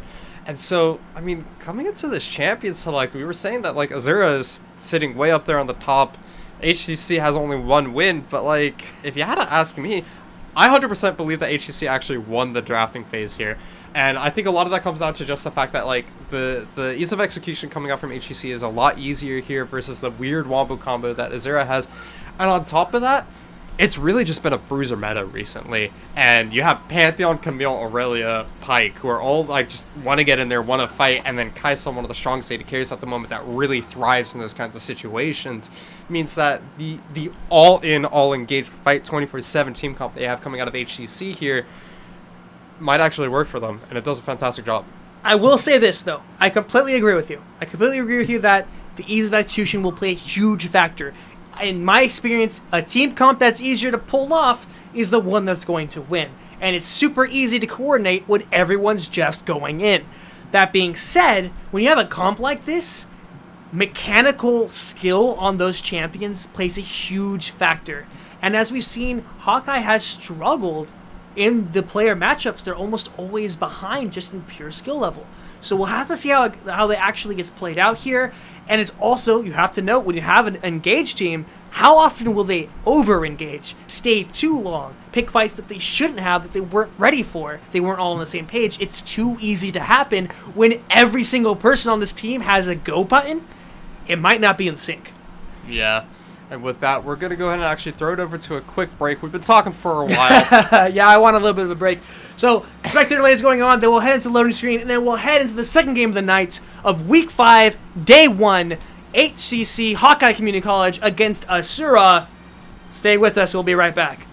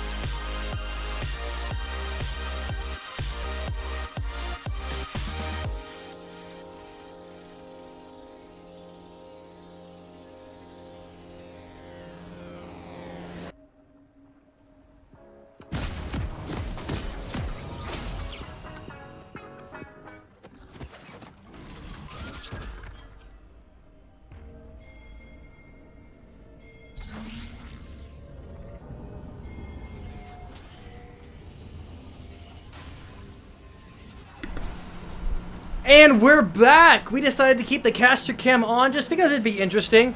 Might as well. Might as well. For this game in particular, it's more of just us making sure that you guys know that we take our shots when we say we're taking our shots. So, this way, you guys have video evidential proof of our plays. But that being said, it looks like we're having a little bit of a level 1 invade here by it's HCC. my favorite! And they backed out. No, they didn't back out quite yet. Hold on. They're still in the red jungle. HCC pushing... Never mind. I'm so sad. Disappointment. That being said, on the blue side, we have HCC, the ones trying to go for the level 1 invade and backing away from it. On the top, we have Gul Mirage playing Pantheon top. We have Tyforks playing Camille Jungle. These are some weird names to read. Nuez on the Aurelia mid. And then Rip Little Pepe and TTV Gusano 1 on the Kaisa Pike bot. I'm really glad to see Gusano back. He's been on OL before, and a little bit of a name change, but very strong support. Then on the side of Asura, we have Corin the Cats playing Galio in the top lane, Triarch in the Kiana jungle, Exiled v Shaman on Oriana mid lane, and in the bot lane you have Seven and Second. I really cannot read from this distance, but that's okay. Rounding off with the Caitlyn Thresh. And wow, already going in with such a strong start. Nuez going and taking a tower shot. I'm not sure if this is a fight he really wants to keep taking. The auto attacks from the passive Oriana doing so much damage. Yeah, and Aurelius typically like to go very aggressive early on in the game just because they can get get their passive stacked up using the Qs, dashing forward through the minion waves, and then trading onto whoever they're playing against, especially these squishy mages. But when you take a turret shot and it's into an Orianna in particular, it's not necessarily the best of situations because of Orianna's passive. It means that you'll trade back evenly. We do see the re-engage coming in by the Aurelia there. Gets a good stun and a good amount of damage, but she was already forced to back and use her teleport in this lane. Yeah, so that was an example right there of an Aurelia trade early aggression going right. It was just a little bit too late, but we have an engage going on. That's going to be Camille using the hook shot into the lane. Looks like TTP Kuzana is going in, gets the stun, forcing the flash out of the Caitlyn, but that's going to be the first blood picked up by Seven there, which means that he's going to be able to pick up the kill, but immediately falls down to rip little Pepe, which means that red buff transfer complete for this Kai'Sa. Yes, that's about as much as you can expect from Asura, though really well played for in a situation of them being early ganked by a Camille, less known for the successful early ganker that she is, and getting the first blood before dying, huge. Oh, a little something in the mid lane as well. Ganks coming out everywhere. Nuaz getting ganked on here. Kiana put down a lot of damage. Aurelia trying to trade something back, but unfortunately he's not going to find it. Kiana dropping extremely low though, but that's going to be another kill going over in favor of Azura. Yeah, that's about as much as you would expect, though, when you have this Aurelia who's shown how aggressive and way too far up she'll play, blew the teleport already, throw an early gank on her, and, you know, she either blows her flash or dies. In this situation, she kept her flash and gave the kill over to the jungle Kiana, which is extremely important. Again, jungle Kiana, not the best clearer of the jungle, but gets the golden experience from successful ganks. So the fact that she got one off, her first one going extremely well, that goal is going to really help her, push her into being a stronger champion and able to help out her lanes. 4 minutes really into the game, and we've already seen so much action going on back and forth. These junglers being very aggressive from the get-go. That being said, not a whole lot of advantages in favor of either team. We do have a small 700 gold lead in favor of Azura. That's probably due to the fact that they have an extra kill in the mid lane. But really, there's not a whole lot of farm advantage for either side. There's not a whole lot of EXP advantage for either side. You do have Orianna with some more levels, but not a whole lot. Now that right there was really important. Having the Galio... Oh, screw that. We're going into a fight in the bot lane. Pull into the stun, coming out second, dropping extremely low, but Kasano one is going to pick up the kill there, not donating it over to the Kai'Sa, who really should have been given that kill off of the Void Seeker. Yeah, I mean, as an AD carry, you really don't want your support taking that kill in the situation. Of course, it is a Pyke, but not with an ultimate, just a straight auto attack to steal that kill away. But meanwhile, on the top lane, we have again a successful kick from Kiana. It's going to be Kiana coming in, getting a large damage down onto the Pantheon. Galio stalling out for time, using that W. Fantastic job, Pantheon. Also trying his best to stall that one out, but unfortunately, the 2v1, there's not a whole lot you can do. Yeah, that was one of the cool things about this Pantheon rework. You get this shield, you can put up to block damage from one direction, and people walk around you. It happens. You get slow during it. It's very easy, especially for a Kiana to get around that shield. And the fact that she gave that kill to her laner, who I brought up, Galio into Pantheon, not the best matchup unless you're getting ganks. Meanwhile, this Kiana's everywhere. Yeah, Triarch once again coming into the mid lane, gets a stun down, but not a whole lot besides that. Another pull onto second here. That is going to be Kusana picking up the stun. For finally, Rip Lil Pepe is able to make it into this lane, but he does not have the damage enabled to follow up on that one. Yoaz still in the mid lane. He's not going to find anything himself. Actually, that was extremely well played by second there. Kusano finds yet another hook. Second, force a flash away from the stun there. Rip Little Pepe is able to get that one with the Void Seeker, and the Ignite picks it up for TTV. Kusano 1. Never have I bit my own words so fast. I'm about to say, really well played by second, able to stop that engage from the Pyke, get him into tower range, get some more damage. He actually came up ahead in that trade, and then he walked back up and got hooked again.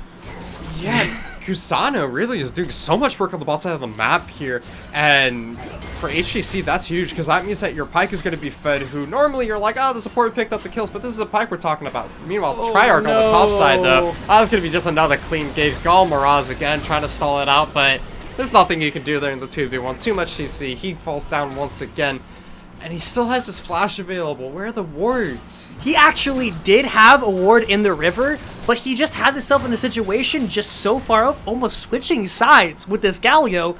And if a gank's coming, even if he saw it, which I don't think he did in time, there's no way he's going to get out of that alive. He still has flash. He's been ganked 2 times in a row, died 2 times in a row, and has not blown flash yet. You have to kind of wonder about whether he should just be trying to even save himself.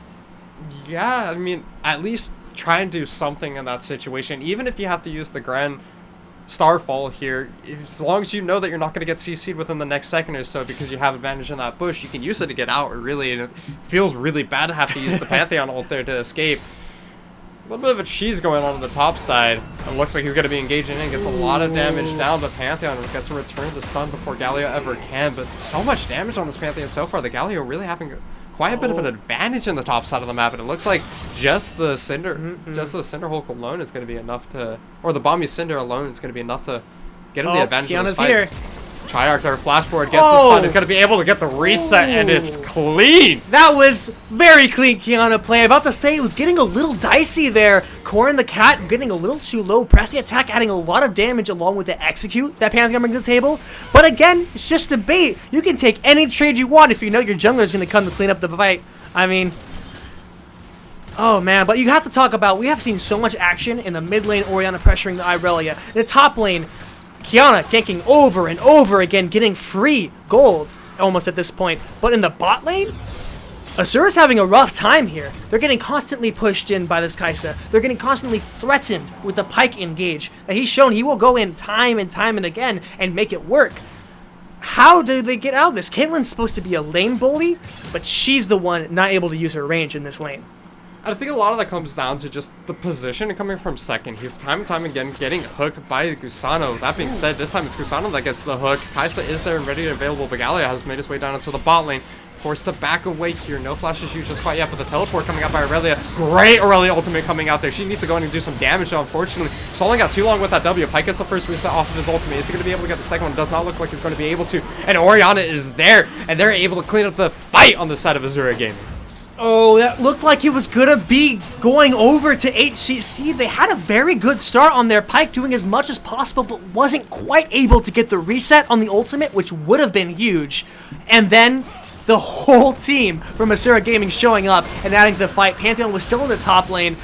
We're going back into it, and it's more and more going in favor of this Galio. Just so much base damage that Galio just cannot match.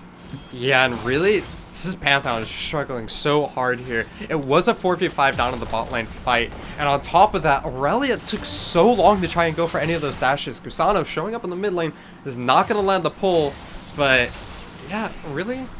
I will say, though, it's not exactly her fault. The TP got immediately trapped by Caitlyn, just waiting for the Galio to then stack on his taunts on top of it. There was almost no room for the Irelia to even play that fight. Got bursted down to almost nothing before she could even press Q. Yeah, it's just kind of an unfortunate situation across the board there. That being said, Triarch getting jumped on by the Camille jungle. Lantern being put in position by second to try and keep him safe, but where's Triarch feeling himself today? He was going forward with that one. He wanted to take the 2v1 there. Yeah, the Kiana is just so strong. Has the completed warrior enchantment. They're trying to go for this fight in the jungle. They're going to be able to find the stun down onto the Kiana. Aurelia not able to get a whole lot of damage down. Q is not going to be reset. Ignite is dropped by shot down coming out for Gusano there. So much gold in the favor of Pike. He's going to be able to try and kite this one out. Seven is able to find his way onto Nuez, who dashes forward to try to take this trade as best as he can. The Kai'Sa W does not land there, which means not a whole lot of backup. Great shockwave stalling out time for Gusano, who jumps into the trap, which means he's going to be falling down. Oh, great reaction time coming out from Rip Little Pepe there. Is able to flash away from the Flay coming up from second. Though those are some Moby Boots coming into action here. Thresh does not land the death sentence, and a quick run away from Rip Little Pepe means that he is out safe. And this is what I mentioned. Yes, they have so much engage for HCC, but they're not quite coming together. They're all going in at their own time, taking their own plays. They're trying to look how much damage. They're pressured off of their own turret so early in the game. Oh, the hook does land. They're not going to take it. Just a little bit of damage. Pantheon ult does drop down. Is it going to be an engage from Galmaraz there? He is going to be going forward. Hextype ultimate dropped on the second. That is the first Pike ultimate reset. He is in deep. He uses it just to get some damage down. That is not what you need to be doing in this situation. Nuez too far forward. He engages once again. Gets the stun down. A lot of damage, but he does not have a Q reset here. He's going to be falling down to XLV Shaman. Triarch shows up as well and is able to deny the Camille, who tried to back up this Aurelia, but a split team fight coming out by HCC here, and no one was on the same page. This is the definition of solo queue play from HCC. They're trying their best to make this comeback victory for themselves, trying to get themselves, just scrape away a victory, but they're all playing their different games here. If you looked at each of their play separately, extremely well played. There's lots of mechanical skill going in there, but they're behind. They don't have the damage to make it work. They're not going in together. They're not timing these key abilities together to actually make the damage to finish anybody. You saw everyone on HCC trying to kill Caitlyn there, and they weren't able to do it because they were all going in separately. Oh, man. We're not even going to mention that. That's just Pantheon 0 and 4 was 0 and 3 at the time. You have a tank Galio. You have a Fed Kiana coming up. This Triarch 6, 1, and 4 has already completed Moby's entire jungle item and is sitting on an additional serrated Dirk. He is so ridiculously strong right now. He can pop any member of HCC. Whoever he chooses, they're dead. Ooh. Fight in the bot lane, though. Rip little Pepe dropping extremely low to the Caitlyn auto attacks here. He's trying to go forward, does not get the passive down, which means CTV Gusano is left alone. If his flayed back is the death sentence going to land here. He gets behind his minions, so it looks like he's going to be safe. He wants to try and find a hook of his own, but it's not going to land. And again, we're just seeing so much aggression from HCC here when they are so far behind. Pyke was looking for the re-engage because he saw that his jungler was on the way, trying to set something up. And meanwhile, in the mid lane, though, aggression everywhere we look. Ooh, Triarch unfortunately does not land the ultimate there. X-Tech ultimate does drop down, but that is going to be the shockwave used to solve for time. There's 1Q reset. Is he going to be able to find it? No, he flashes forward. Unfortunately, the stun is there waiting for him. And X-Valve Shaman finds himself a double kill. That's just outplayed, honestly. They're trying so hard, but it's just not working. You feel almost bad for them because they're so close. They're so close, but every time that it's only so close, they're that much further behind. Yeah, and see, yet again, just Gusano trying to make something happen down here. He drops extremely low. That is a lot of damage coming out from 7. The ultimate does go through. Rip Lil Pepe does block it. No! But he steps on the trap. Gusano, no! The oldest Caitlyn trick in the book, put the trap behind the tower, and he forgot about it. We forgot about it, but Caitlyn certainly did not. No, especially when you get that indicator that says, hey, look at the free auto attack you have here, buddy. Just kill him. Just do it. He's already dead. He's dead. And just like that, first turret of the game goes down. Or actually, second one, they already picked up the top lane turret. It looks like they picked up the mid lane turret as well. All outer turrets down for Asura. They now have free reign of the map. They're going to be able to pick up the second dragon, another Ocean Drake. And when you have Orianna Caitlyn, that is a scary dragon. Now, I would like to point out, because it looks like we have a little bit break from the combats here, we did say if they got an ace, a dragon, a Rift Herald, or Baron. So far, none of those things has happened for HCC. Kind of as we predicted, though. Kind of as we predicted. Very unfortunate. And really, this is just so one-sided at this point. I don't expect that they're ever going to find any of those win conditions unless there's a Miracle Baron steal in the next, 5 minutes down the line from now, 10 minutes down the line from now. And that's kind of all we can expect from HCC. That being said, they do have a brawly composition that does decently well in teamfights. Triarch is able to find an insta-call onto Gusano there. Oh, man. It just gets Lantern out easy peasy. Yeah, even throwing the Galio ultimate there. Might as well. You don't really need it otherwise. One on your team is even under a threat of dying. Oh, very clean Galio play. I love that backwards E ever since people realized you could do that. Nice to watch. I'm also just glad to see Galio. Is he playable again? Not entirely sure. They did try to work on his numbers to make him more of a tank, so his stats are great in terms of tankiness, which we do see him building towards those tanker stats. That being said, Rift Herald dropped in the mid lane. That is going to be the first inhibitor dropping at just 16 minutes into the game. They're going to get the second charge onto this inhibitor itself, which means at 16 minutes in, we have the first inhibitor going down. That's going to be a great lantern out by Triarch there, keeping himself alive. Engaged from Corin the Cat. And so much burst damage coming out of the Caitlyn there. That is going to be a clean pickup onto Typhorex there. Gusano still looking forward. He is forced to flash away. It's just a Q auto from the Caitlyn. Bursts him down to just a quarter of his health bar. And they are just running through HCC here. I just want to point out here, it's not even 17 minutes into the game, and they have almost a 12k gold lead. They are on the second inhibitor turret. It's just fallen. All of their engage seems to be getting is Galio. That's the only person they're ever able to catch out. And if they try to jump on him, last fight happens, and here they go, trying again. Great Aurelia ultimate on the back of the fight. Born the fight is stalling it out. Pike gets the first ult reset once again, but this time he's going to be Kai'Sa's going to be dropping down. Pike is not able to find his way into the rest of this fight as 3 members of HCC go down to the sheer amount of damage coming out from Azura Gaming. They're going to be trying to siege onto these Nexus turrets already at just 17 minutes into the game. They're clearing out a minion wave. Do they have enough damage to drop the first Nexus turret? It looks like the Demolish and the Caitlyn auto attacks are going to be able to do it here. Gusano is back out onto the map. Are they going to try and even stop him here? No. It looks like the second Nexus turret is going to be going down. A great hook coming out from Thresh means that they stall out this Pike. They're going to be dropping onto the Nexus. 1730. Shockwave lands onto 2. That is so much damage coming from Exile. That is going to be 1 kill picked up onto Gusano. Aurelia trying to go forward. He gets taunted up by the Galio. It's not going to be enough to pick up a kill though. Extremely low on the Kai'Sa. They're going to be able to just barely make it into the fountain so they don't die. Camille trying to re-engage once again, stalling out as much as they can. Kai'Sa ultimate comes forward, but unfortunately it is not enough. That's just 1750 on the clock and a win for Azura Gaming. Ending score 26-8, 9 turrets to 0, 2 dragons, a Rift Herald, Azura Gaming. We said as much as we could for HCC's team comp that they could, try to run away with this early game, but so many failed attempts at snowballing that they ended up just falling into the snow themselves. Yeah, and really what it came down to was Pantheon fed top lane. There's no easy way to put that. There's no nice way to put that. This Pantheon died multiple times in the early game, never using Flash, never using his ultimate to even try and escape. Just kind of gave over these kills to the Kiana, who then brought it mid lane, picked up a kill onto the Aurelia, and I was kind of judging the Orianna pick. I'm sorry, I was wrong. Something you have to keep in mind that yes, you're picking Orianna into this Aurelia, but they recently made that change. That Aurelia W does not affect magic damage. It does not reduce that. It was a while ago. I'm sorry. But yes, it is still really hard. And when Aurelia failed to get those crucial early game kills because of how early Kiana was coming to the lane, it was over. There was no room for her to come back.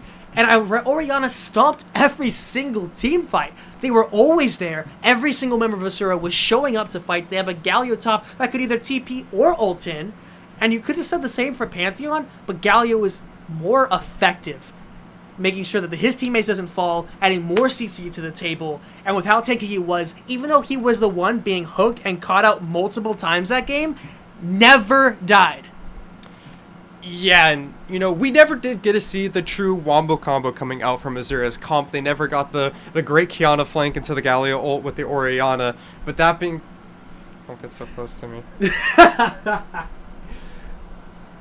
That being said, we never did get to see the true Wombo combo coming out of the Galio, Kiana, Orianna that we were hoping to see. But they just had such great positioning that entire team fight. As you were mentioning, the only person ever getting hit by the hooks was the Galio, the full tank Galio, and that's purely because Kiana was positioning directly behind the Galio to threaten anyone who moved up on him. Galio was always in the front, and then Caitlyn, Orianna, and Thresh were always in the back, and you can never jump onto them. Sure, you can try and throw everything in the kitchen sink at them, so Aurelia ult, Pantheon ult, Camille ult, everything that you can at them.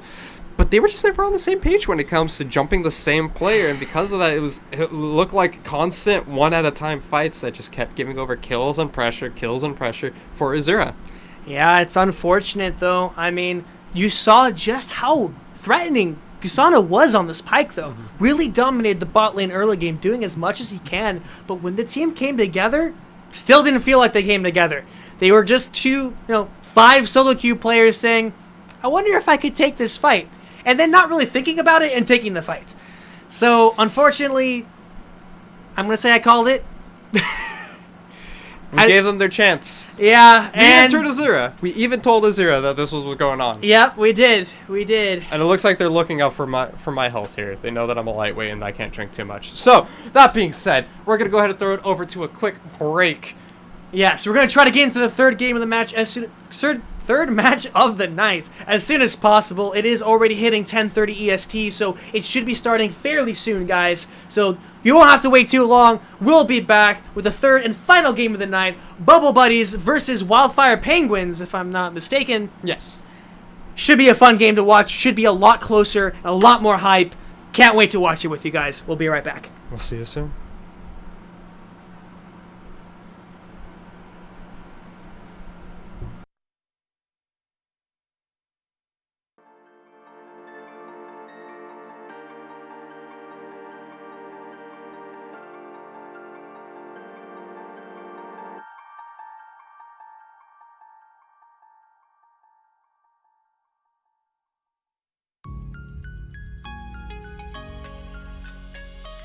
I just know that I have to believe all that I see, all that I see.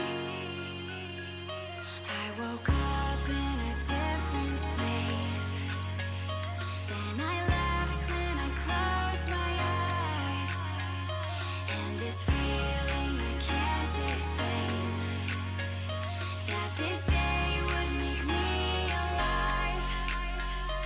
I just know.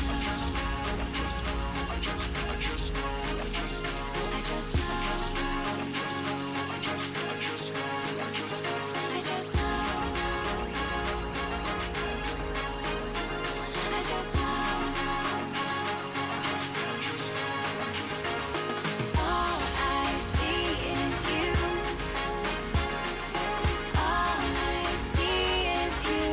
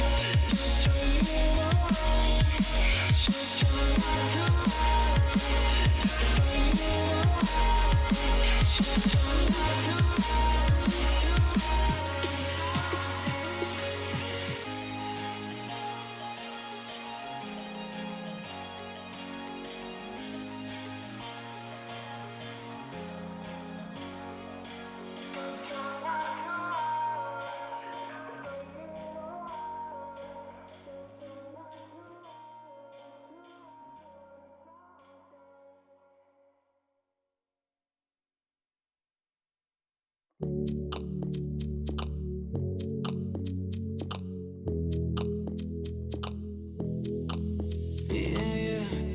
you look familiar, skin like vanilla. You're under me, I'm under you. I gotta make it work. And my blood like tequila, and it's making me weaker. I look, you look, our bodies talk. No need to say a word. And you're dancing like nobody else, nobody's watching. And if you let me, I won't take it, I won't take it. So, all the way. Hey, we can go. You're a fire, you're a fire. I wanna burn it up. Let you know. You're a fire, I wanna burn.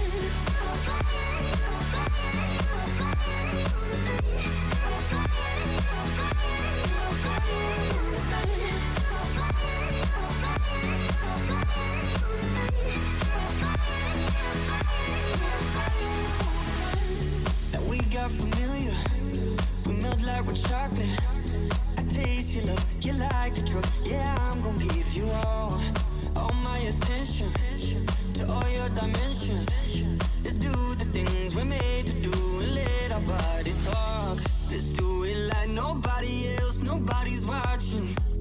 And if you let me, I won't take it, I won't take it. So, all the way.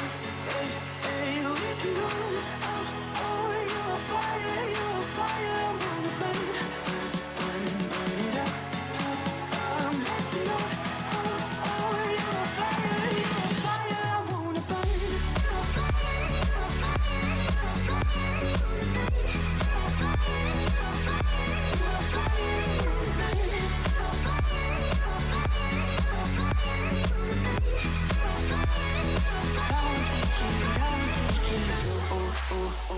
All the way, here we can go. You're a fire, I wanna burn it up. Let you know.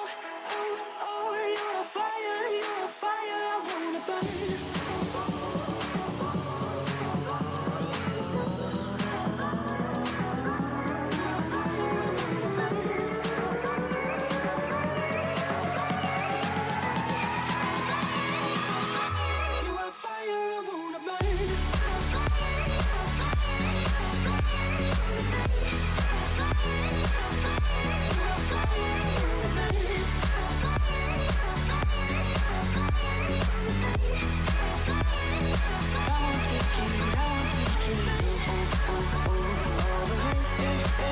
a fire, I wanna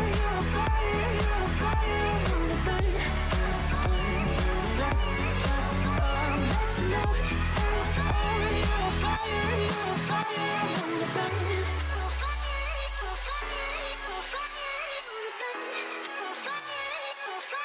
You're a fire, I wanna burn.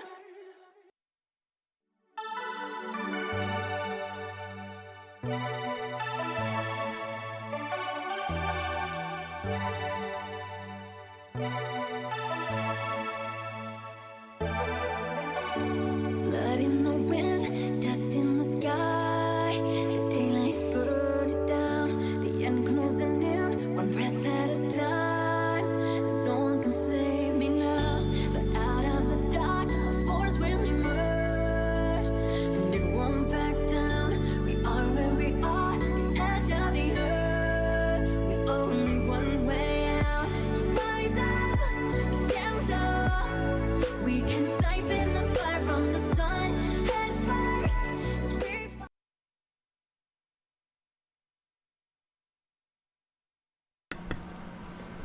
Alright, ladies and gentlemen, we're back once again with the final game of the night for week 5, day 1 of season 3 of Optimal League. It's a mouthful. We have Bubble Buddies versus Wildfire Penguins as the final game.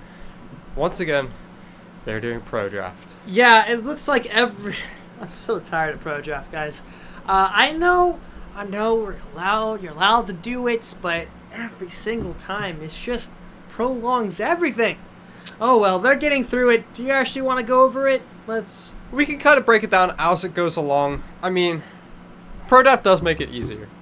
we understand and respect that. But on the same note, if you're in a Diamond League, you should really own every champion by now. Like, that's kind of a thing that should happen. I mean, but if you're toxic and getting your account banned, and that's why you don't have every champion, well, don't be I got toxic. something to say to you.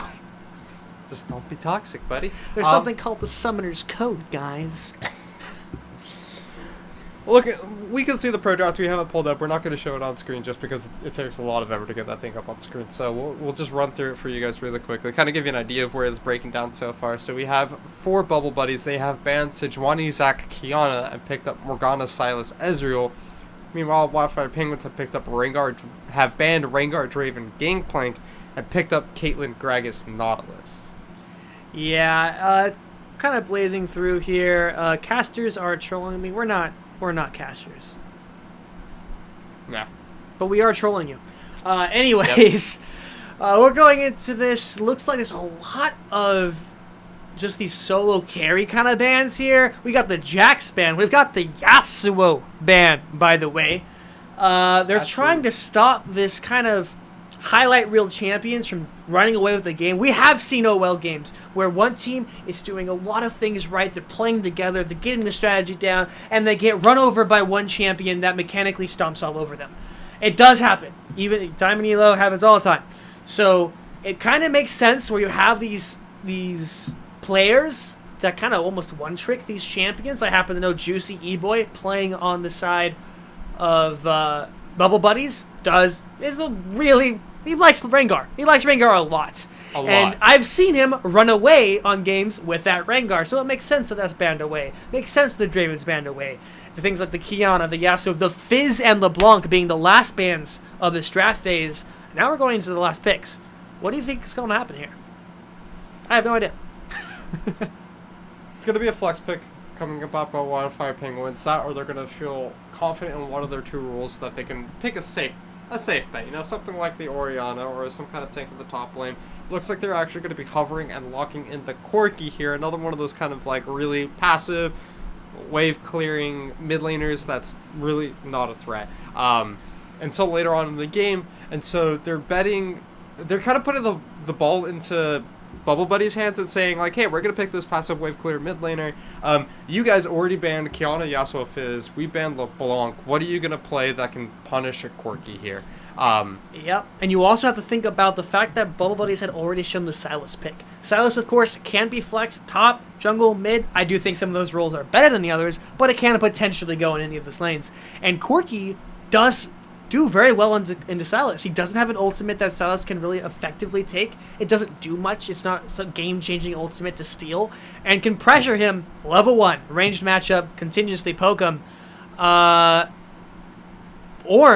locked in for Bubble Buddies. I happen to know that when Gangplank is banned and Devour is not so comfortable with the pick, he doesn't know his matchup, almost defaults to Ornn every single time.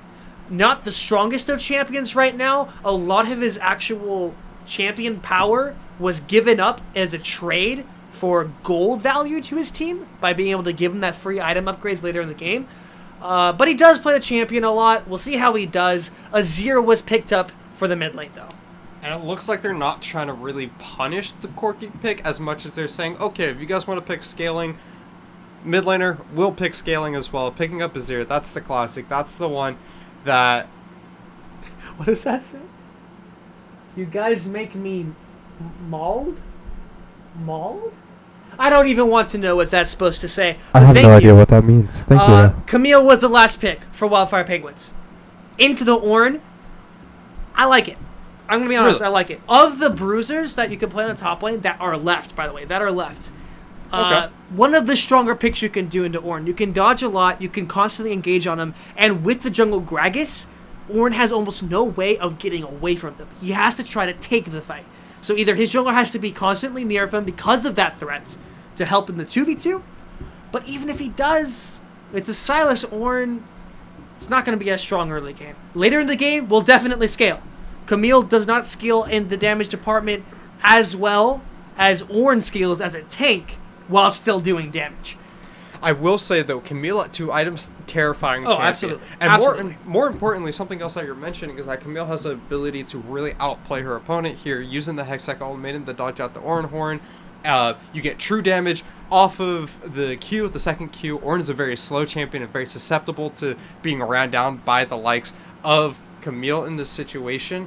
So I kind of do agree with you. I think it's a great pickup. More than anything else, being able to take that pick into the mid game and lock down the likes of the Azir that was picked up by Bubble Buddies here, or lock down the Ezreal that they locked in very early on. Keep in mind that they do have an Ezreal as their AD carry. Using the Hextech Ultimatum there is pretty big, because he can't Arcane Shift, he can't flash away out of that. Sure, he can stall for time, but that guaranteed zone of like, hey, you're stuck here, you can't just blink over a wall to get away, is so helpful in that situation.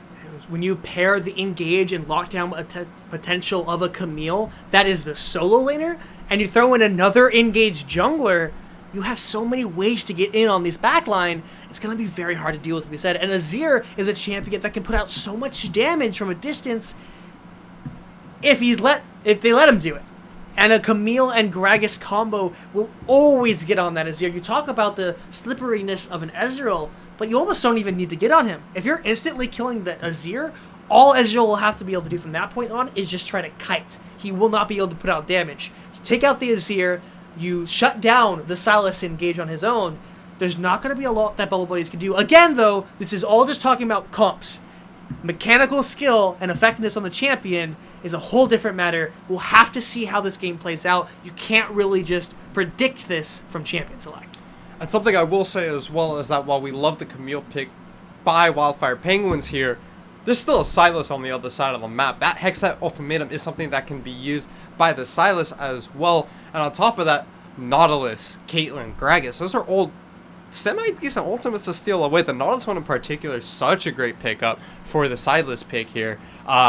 Which means that, you know, you have the Caitlyn and the Corki who want to be these kind of backline DPS, you can't really touch him style champions, until you have a Sylas that steals your Nautilus ultimate, throws a depth charge at you from downtown, and it's a full AP Sylas who's going to half health your carries and the entirety of your team with it going through everyone. So, honestly, this game in terms of champion select alone feels the closest. Of the games of the night, we've seen absolutely, so it's definitely closest. And we were going to say this was going to be the closest skill-wise as well. These are the contenders in their conference. Bubble Buddies, of course, sitting at the top, but Wildfire Penguins not all that much below them and have a chance, potentially. So I'd love to see where this game's going. Both of these matchups are going to be great to watch. With the engaged, the front-to-back fights from Wildfire Penguins, or this kind of just damage from all sources from every side with the instant engage of the Oranhorn. I cannot wait to see how this match goes. Yeah, and with that, we're going to go ahead and throw it to a break really quick. We've been talking about these team comps for a little bit, so we're going to go ahead and throw it over to a quick 2.5-minute break. But we'll be back shortly with the last game of the night. Keep in mind, we'll probably go over the standings at the end of it. I'll let you guys know where these teams stand, if anything changed in terms of who's going into playoffs, who's going to relegation. So we'll see you guys soon. All right, we'll be back with game number 3.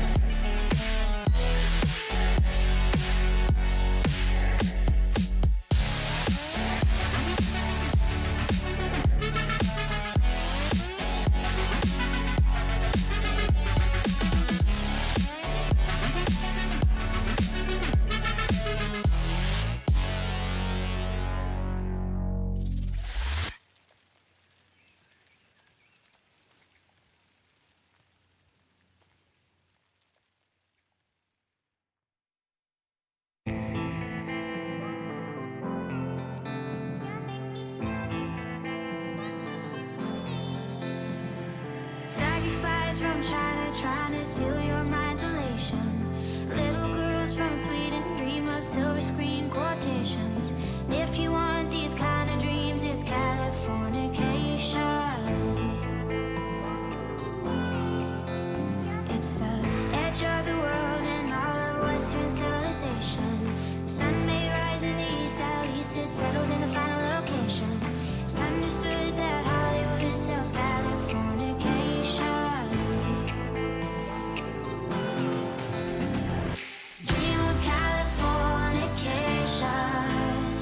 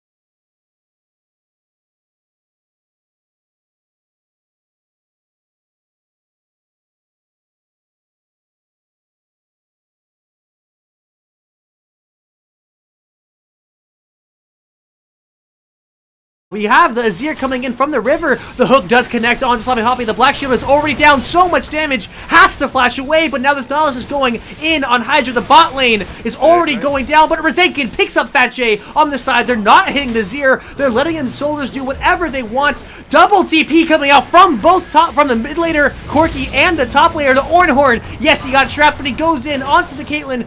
Daddy Sim doing his best. The Ornn was able to secure the kill onto the Caitlyn. Daddy Sim now finding himself in the middle between two members in a hard place. Not quite able to secure it. He goes in and dies to the turret shot. Daddy Sim getting another kill, first kill for himself. And I don't know what to make of this fight. Everyone showed up except for the Camille. Right now looking like a 3-for-1. So almost got the kill on the end of that fight. But as it is right now, 2-for-1 for Bubble Buddies. Yeah, and a lot of it comes down simply to the fact that Bubble Buddy was on top of the rotation. They're on top of the play there. You had the Azir rotate down. He did not have access to his teleport at the time, but he made the rotation first, which means he forced Corki to TP down. It's something to keep in mind. Camille's teleport is also on cooldown here at the back at the exact same time, but they used it to go top lane. They greeted out for the farm. They greeted out for the solo EXP, which means that the Camille was not there to help out. And so they ended up losing the trade. And honestly, it could have been so much worse if Ornn hadn't just gone underneath turret and sacrificed his life there. Because they'd already picked up 2 kills. And so really the advantage going over in favor of Bubble Buddies there. There's going to be no teleports available across the board. Azir will have the teleport advantage for future plays though. That being said, lanes are reset. They're going back to farm. Now you just have to look, what is the result of that huge fight that happened bot lane? What are the real takeaways? One, Corki and Azir both got kills. Also, Silas almost died to his red buff, but we don't have to talk about that. Ornn did go into that fight, blew his teleport, blew his ultimate, but came back with a kill, and he's able to get even more tank staffs in the mid lane though. This is the real discrepancy. We're seeing how easy it is for Azir to start putting some damage on this Corki. Just fights, little fights everywhere. Yeah, and that's to be expected with these lane phases, especially out of the Camille, who really wants to try and look for these trades. I'm surprised to see that there's not a whole lot of itemization coming out of Axiom yet. Maybe that TP came in at a time where he didn't have enough gold for the Tiamat, only sitting on a couple of longswords and boots compared to the Bomby Cinder. That's going to be the Hextech Ultimatum, though. Goes in, locking in Devour under his own turret, but not quite enough. Is going to be brought down by Reincarnation. A very easily set up kill for his jungler. Well, just how easy it is to gank your own lane as Camille, setting up the kills for your jungler to come in. And while Devour has been showing really strong traits there, just wasn't respecting the all-in potential. Yeah, and really Devour there, as you mentioned, not respecting the all-in potential, not expecting Reincarnation to be there either. Very unfortunate for the Ornn in the top lane. Looks like mid lane we're having a little bit of trade though. Woo. Very close for Daddy Sim to be caught in by that Azir wall, but was able to use his package to safely get away and return the fight, and Razenkin brought extremely low. Yeah, and it's going to be quite a bit of a fight going on there in the mid lane. As you mentioned, the Azir does not have access to the teleport just quite yet, but he is dropping extremely low. Also out of mana completely. Silas is on the top side of the map. Greg is sitting in the mid lane, but the Azir is already backed out. Taking a look at the scoreboard, even though Bubble Buddies has picked up an extra kill that they've been getting a little bit of a CS advantage throughout, or actually no, it's going to be Wildfire Penguins has a 20 CS advantage on the bot side, but an engage from the Morgana. Yeah, Sloppy Poppy trying to make this happen, trying to get on top of this golden Kappa while the support was still missing from the lane. Unfortunately, though, was able to flash away, and that's a pause time. Looks like we had a little bit of a mic issue problem. Should be fixed fairly soon for something like that. Woo! But, well, let's take that opportunity to talk about the state of the game. Now, welcome to everyone's favorite part about Optimal League. When everyone says R, that's the best one. That's the best time. Everyone said R, let's go. I mean, so ready to go into this game, boys. We're hopping back into it. They're going to be unpausing this one extremely quickly here.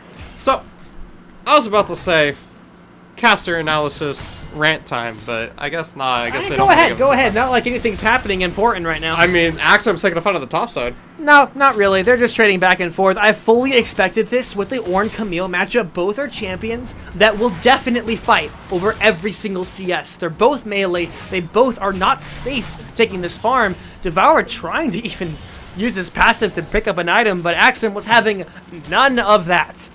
Yeah, he was most likely trying to finish off the Sunfire Cape there.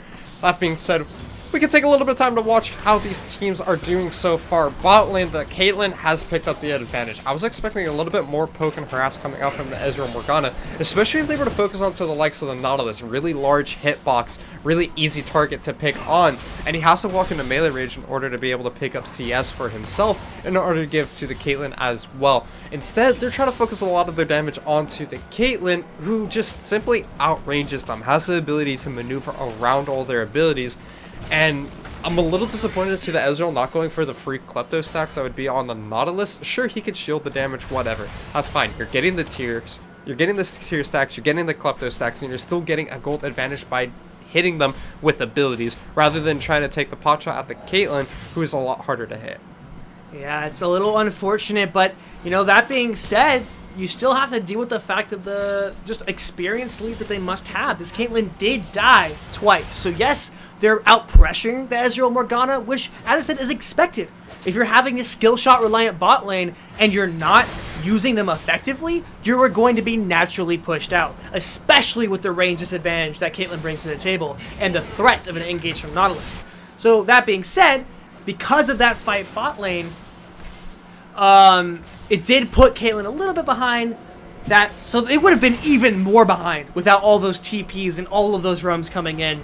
So I actually would have loved to see how that would have happened. I don't like watching 4-man, 5-man ganks bot lane early. It's not fun for anyone. It could go either way every single time. And it's the least fun for the bot laners, but regardless of that, the rest of the map is pretty even across the board. No real jungle, top, or mid CS advantage. Sure, a little bit here and there. That being said, Reincarnation is showing up in the mid lane, though. Goes in with the Streamer Shuffle, does put Daddy Simp into it. I'm Juicy almost knocked back to put the barrel, but the stopwatch from the Return Silas ultimate, so huge! I'm Juicy does fall, and meanwhile in the top lane, realizing there's no junglers to stop him. Axum gets hit by the Orin Horn. Devour putting so much pressure, and one last bop!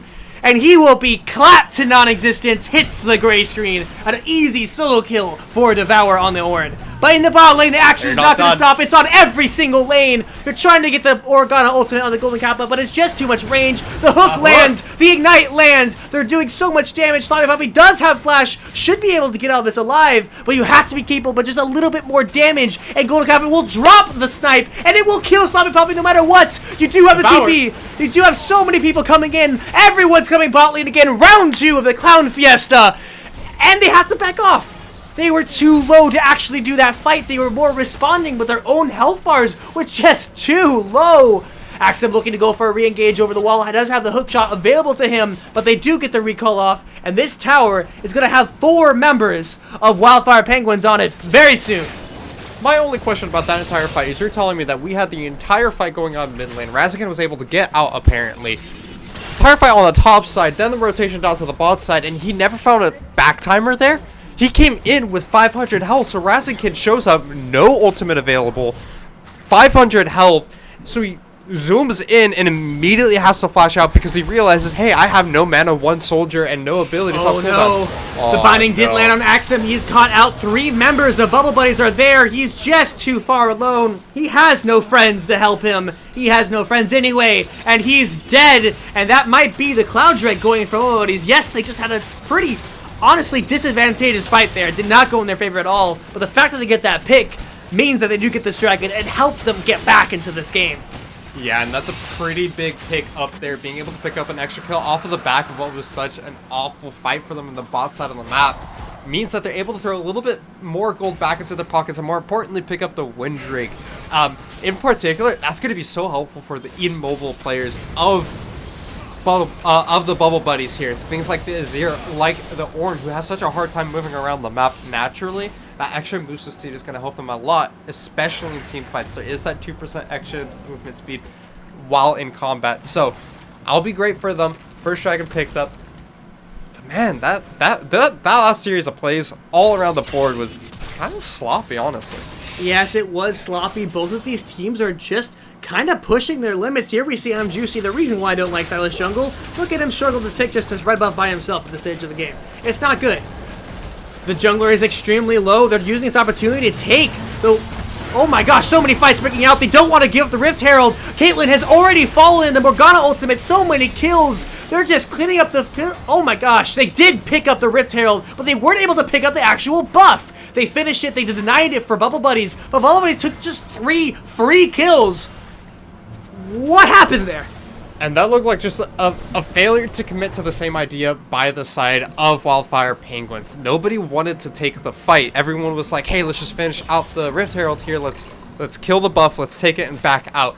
But instead, the entire time, Bubble Buddies are saying, let's take the fight, let's kill them, then take the Rift Herald afterwards. When 4 members of Bubble Buddies show up at the buff to contest it from you guys, oh no. No! You really hate to see that. Morgana was waiting for the sole purpose of trying to deny that Rift Herald pickup, but Gragas eases over the wall, walks around the binding, and picks it up and walks away.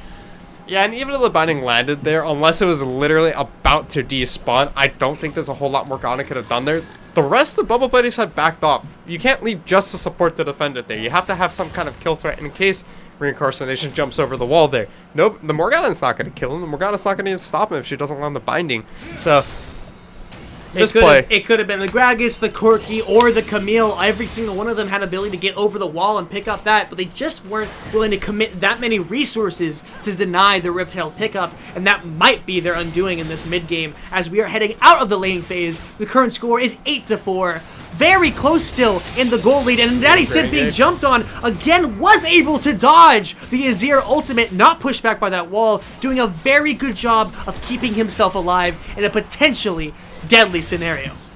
yeah, and so far this game's still super close. Only 200 gold advantage for the Bubble Buddies, and they're sitting on 4 kills up. A lot of that comes down to CS advantages in their laners, as well as the fact that they just have the extra turret on the bot side. That being said, Ornn clapping Axiom, really. They're doing so much damage, and it feels like this Camille never got to take off fast enough in order to be able to deal with the tank. Ooh, look, fight breaking out. They both have each other's ultimates. Juicy drops it. They drop at the same time and knock each other back, but meanwhile in the bot lane, Devour trying to get on top of this Camille, but was not yet able to get the nether clap to stop the hook shot and potentially get the kill. That being said, was able to push off the opposing laner and will be on that bot lane turret very soon. Looks like both bot lanes have rotated over to the top side of the map. There are no turrets available bottom side, so it's a great place to put your tanks, to put your top laners, who are typically going to want these longer extended trades, not as explosive as, say, the 2v2 from both bot lane team compositions. That being said, though, junglers hovering the top side of the map. They are just clearing out camps for now. It's only 18 minutes in the game. Baron will be spawning in about 2 minutes. Dragon should be spawning in a couple of minutes as well, which means there's going to be quite a few objectives here. Right now, what these teams need to be looking to do, though, is trying to start developing ward coverage around where they want to be playing next. Ward coverage will always be incredibly important playing around these neutral objectives, but I also want to take a moment and talk about where we stand right now in item breakpoints, because there's some very important keynotes here. 1, Camille Axiom has finally able to finish Trinity Force along with that Tiamat, might be able to start getting in on this backline and actually doing enough damage to take him down, which will be incredibly important if Wildfire Penguin wants to get back in this game. One thing I do want to note, though, is the... Let's look at Caitlyn's build here. Did pick up the Cole, trying to get back in this laning phase, just get more gold generations for herself. That probably is why they weren't able to effectively punish as much as they could have in that lane, but also has, well, the Essence Reaver first rush on Caitlyn. I've seen it. I'm not a fan of it being the first item.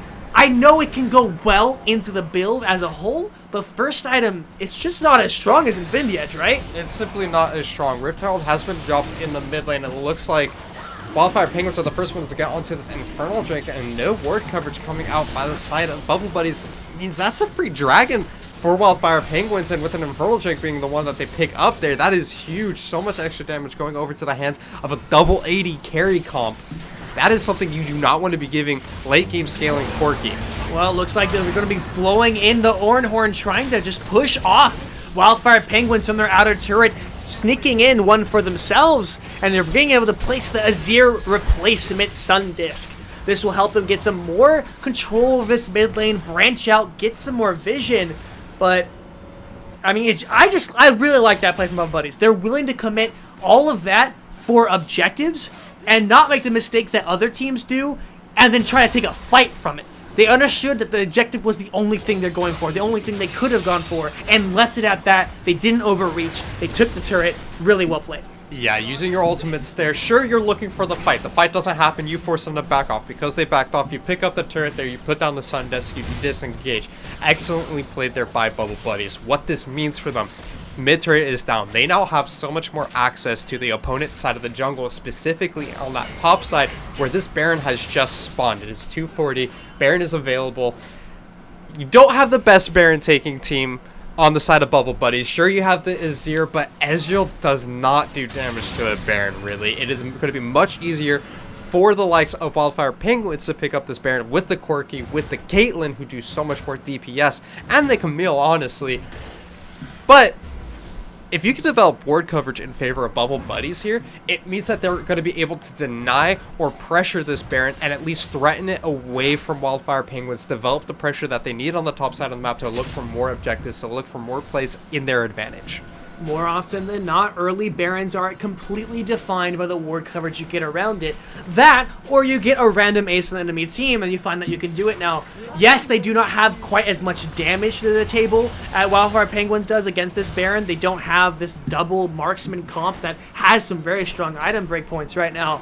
But what they do have is a Ornn to tank it the entire time. So if they have the time to do Baron, they absolutely can, and they won't even be taking all that much damage from it.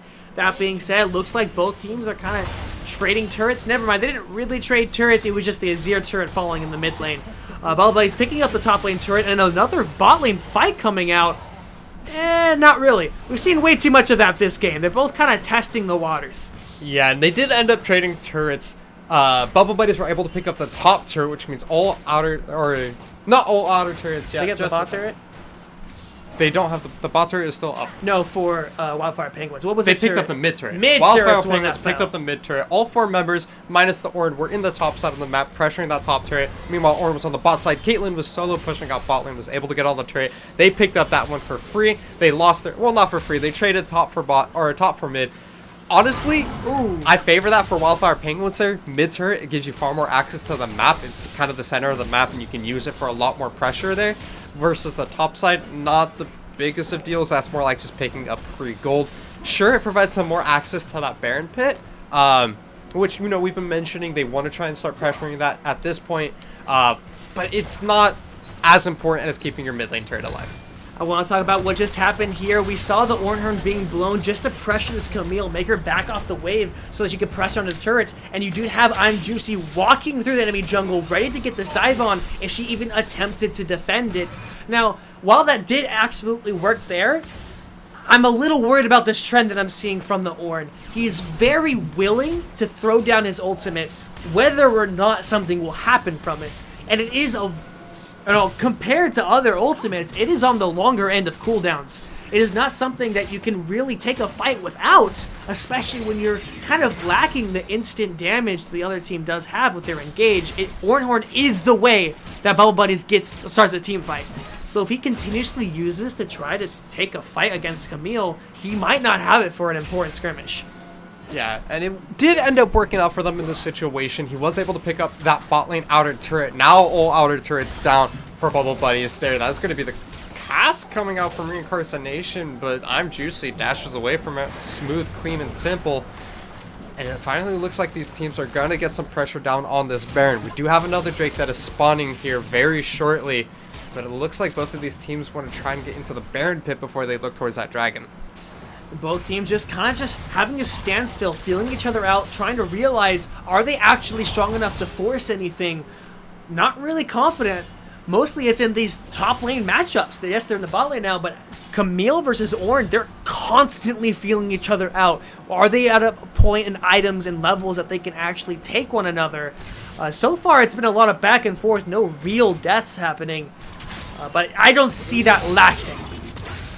That is looks like he's in a little bit of a hairy situation, but is able to Valkyrie out of there real easily. He's not going to be threatened too much. And again, the back and forth of trying to get this ward coverage. Neither one of these teams feeling confident enough at the moment to try and take these team fights. There is only 1,000 gold advantage for Bubble Buddies at 25 minutes into this game. Another dragon has spawned. Camille is soloing this one. It is a Windrake, which would even it up before Wildfire Penguins, so they're able to pick it up. But Orn knows it's happening, is able to get in there, pressure the Camille away. And are they going to rotate over and take it themselves? Looks like they're still on it right now. You do have Axum canceling his own recall, realizing that it was being taken, but did not have anyone on his team to help him out, realized it would be suicide to even step up there. So they do give up the dragon, and that is 2 Cloud Drakes for Bubble Buddies. And we're looking at the stage of the game where so much of this is just map rotation. Cloud Drake is the best dragon to have right now. Yeah, and especially considering that they're playing the long con with the Baron dance here. Neither one of these teams has really taken fights. They're just going for picks, looking for opportunities to clear out wards, trying to find what side of the map that they can have the advantage on, and that Windrake is good. Those double Windrakes are going to be so huge for being able to find these plays. Corky has access to the package right now, so a potential play coming out by Wildfire Penguins. They are also sending 4 members top, whereas this Azir is all alone. Are they going to look for the dive here? I don't really think they're going to be looking for the dive here. Now, they potentially could. I don't... they're trying to get around this Baron. They realize they just have more members on this side of the map right now. Why risk a dive when you can very easily clear out these wards and then pressure Baron for free? That being said, Azir does have to back off, taking so much damage without Rezenkin there. It could very well turn to a fight, but Golden Kappa getting chunked by Hydra's WQ. Ultimate does come out. True Shot Barrage not quite landing on the intended target. And the bot lane, though, just again, over and over. Every time we look there, there's some amount of damage being traded between the Orn and Camille. And that's how the double melee matchups goes. I like to see that Axiom is continuing to try and find advantages. The Trinity Force complete. Ravenous Hydra also just completed. I would like to see a little bit more CDR coming out in the build from Axiom here. Something to allow him to get access to his Q more often so he can look for those true damage auto attack trades. That would really throw this trade heavily in the Camille favor.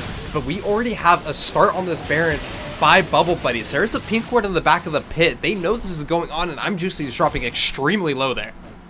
You just have to watch out. Yes, I'm Juicy is pretty strong, but he's not a tank. He's building AP. He has the damage. He can't be frontlining like that. You need to have the Orn behind you. Rezenkin trying to look for something on his own over and over again. Goodness. So much damage. True Stop Barrage just missing. I'd love to go back to that mid lane fight, but here we are in the bot lane. Axon once again trying to do it. I'm Juicy trying to find himself. You do have Daddy Simp waiting in the bush. So much burst damage. This is a late game Corky with Trinity Force completed. It's working on his crit. He has so much burst damage. And Yam Juicy was already way too low. The flash in from Reincarnation, but the perfectly timed Black Shield does stop an Ezra being hit. But the Camille finally shows up in the rest of the fight. Yes, Loud have been trying to get so much lockdown to get the Ornhorn as well. All of his damage, but Caitlyn has finally arrived, putting out the DPS. Gets another stopwatch, but it's going to be on top of another trap. Doesn't matter, the Q lands. Orn by himself against 4 members of Wildfire Penguins. There's only so much he can tank. He did have the turret behind him, but it wasn't enough, and that is going to be an ace for Wildfire Penguins. Are they willing to go do this Baron? Looks like they are. They don't quite have lifesteal. They do have some low health bars, and not even any kind of mana on Daddy Simp. And I'm Juicy has respawned. He'll be running over there. This could potentially be a Baron steal / fight. I don't think they can take in time before Silas gets there. Yeah, they do have the Infernal Drake. They have double 80 carries here. The Baron is dropping pretty low here. We can't quite see it because of the bars. It's going to be under 2,000. Oh my gosh, the True Shot Barrage almost stole it. It did bring down Fat Jade up for the Hex Tech. Oh my gosh. Keep going. Keep taking this fight. What are you doing, Juicy? I'm Juicy, not quite willing to overcommit there. Too afraid of being chain CC'd there, but he absolutely could have pressured up. They didn't have health bars. They didn't even have mana. They used almost everything to burn through that that Baron. But at the end of the day, that is only the support falling. And Wildfire Penguins picks up the Baron buff 29 minutes of the game. Yeah, this is going to be such a huge swing for Wildfire Penguins here. It is going to be monumental. They have double 80 carries for the perfect siege with Caitlyn traps, with the Corki who can burst out anyone who tries to engage on him. Gragas can look for a pick. Camille is going to be the biggest benefiter of this because they're going to have the extra damage as well as the powered minions for this split push. And on top of that, Camille still has the teleport, whereas Ornn blew it in the play earlier where they died mid lane. Camille only rotated up top because he was on top of the play before it happened, was able to kill the Ezreal, which really swung that fight in favor of Wildfire Penguins, which allowed this Baron to happen. Unfortunately, it's a little sad that Camille did die and did not receive that Baron buff. But that being said, having the other players can push down their own lanes, give the Camille more time. They're looking for Camille in this jungle, but little late on the rotations from Bubble Buddies, and they're losing the entire top side of their map. Feels bad, man. I thought Camille had the Baron buff. Unfortunately, does not. But 3 members, both your AD carries and the Gragas still having it, is not too shabby in and of itself. They're able to pick up the top inner turret. They're going to be rotating over towards the mid lane. It looks like Ornn is going to be trying to do a little bit of damage. And that's an Ornn Horde being dropped. Does land on 2 members, doing so much damage going onto the Caitlyn and the Nautilus. They're trying to get away, but the ultimate, the explosive cast, not doing it, but the Nautilus hook barely not landing on that terrain. It might have saved his life, but that will be the support following for Wildfire Penguins, and their push is stopped in its tracks. We are 31 minutes into this game, and at this point, I think we're really starting to see the power of the composition from Bubble Buddies. I mean, it's a little bit weird to say, but they have so much damage in the kit because of this Ornn, honestly. Oh my gosh, so much damage from the Corki. Big bombs going out here. Combine it with the Piltover Axiom Q. wants it. Oh, it's going to get easily blocked and do negative damage to Devour's Ornn. And you have Forsaken going with a huge pushing Golden Kappa into the rest of his team. He will be falling shortly after. This Camille is huge. The Corki is bigger. And Hydra extremely low. Morgana Banning does land the flash from Daddy Sim, trying to land the last ultimate charge. The flash W from Axum. So much damage. Did pay for it with his own life. I'm not entirely sure if that was going to be worth it. But now the backup has arrived. The Morgana Binding combined with the W will finish off Corki, but now their team is falling apart. Bubblist of Buddies falling down. Devour is very, very tanky, and you have a Gragas Nautilus trying to beat up. I think he actually wins this. Pulls down so much damage. Gragas falling extremely low. Ease forward. W not quite going to connect, but now he's left with a Nautilus. The Nautilus has no damage, no mana even left, and they cannot finish him. I cannot believe the state of the game what we are casting right now, LoudThoughts. This Ornn does not care about the 2v1. He's like, slap me around all you want, I'll slap you harder. You can't do enough damage to me. But man, what a sloppy back and forth coming out there. And it was looking so good from Bubble Buddies for a while. They got a great pick in the mid lane. And something that I was going to mention is Hydra, despite having a 0-2 and 9 scoreline here, he does so much damage. I mean, you have the empowered Frozen Gauntlet, Iceborne Gauntlet here, on top of the Ludens, on top of the completed Mirror Mana, which means he's doing a ridiculous amount of burst damage with his WQ combo, and nobody's respecting it because of his scoreline. Then you throw on top of the empowered Rabadon's completed Azir in the mid lane, who is just gonna melt anybody who gets popped like that, absolutely decimate you if you don't respect him, and they genuinely hold a threat here. That being said, they overcommitted and they lost a member, kept going. They looked like they were backing off, and then Razikin went for the hero play, ended up forfeiting his life, and really allowed for it to be turned around. Nautilus ult being picked up by I'm Juicy here. They are looking to start another fight once again. Camille, though, in the bot lane split pushing. They have to figure out what they're doing. Yeah, that's kind of the problem that I'm seeing with Bubble Buddies, though. Yes, they are strong. Yes, they are about the same power level if you're going off their team fights correctly. But one thing that we haven't seen is Razikin actually getting time to put out the damage he has. Almost every time we see him in the fight, he's going for some kind of ultimate hero move, pushing an enemy member into his team, but that's putting himself in danger. He has not in a single one of these fights actually put the time to put DPS with his soldiers. And that is the reason why Wildfire Penguins are in it. Oh no, I'm Juicy just a little bit too far, but just kidding, it's Axum caught out. You do have the surviving members of Bubble Buddies in there and the ultimate. He's just stuck between a wall and 2 big boys. And that will be the top laner for Wildfire Penguins following. It is now a 4v5, giving Bubble Buddies even more time to catch up. But never mind, we have the Gragas going in, Reincarnation trying to finish up, throws the explosive cast, picks up the kill, the teleport coming out from, looks like it's going to be Golden Kappa coming to help his jungler. Oh no! That is not what you want to see. Now Golden Kappa is left alone. Just kidding, you have Daddy Sip. It's again every single member in the bot lane. The supports are running up, Golden Kappa running extremely low. Redemption popping out will give him health. Orange is very tanky, but the one person on the team that can bring him down is still alive and healthy with a red buff. All in all, that is going to be a 2 for 3. Started off as a great pick onto Camille, but Bubbles walked up way too far, got way too greedy, and Wildfire Penguins has the momentum for this Baron. Yeah, and the Baron is going to be respawning here. I think time again, really what's going on here. Hold on a second. Daddy said trying to get the pick there. Hydra is able to blink away. Okay, we're safe.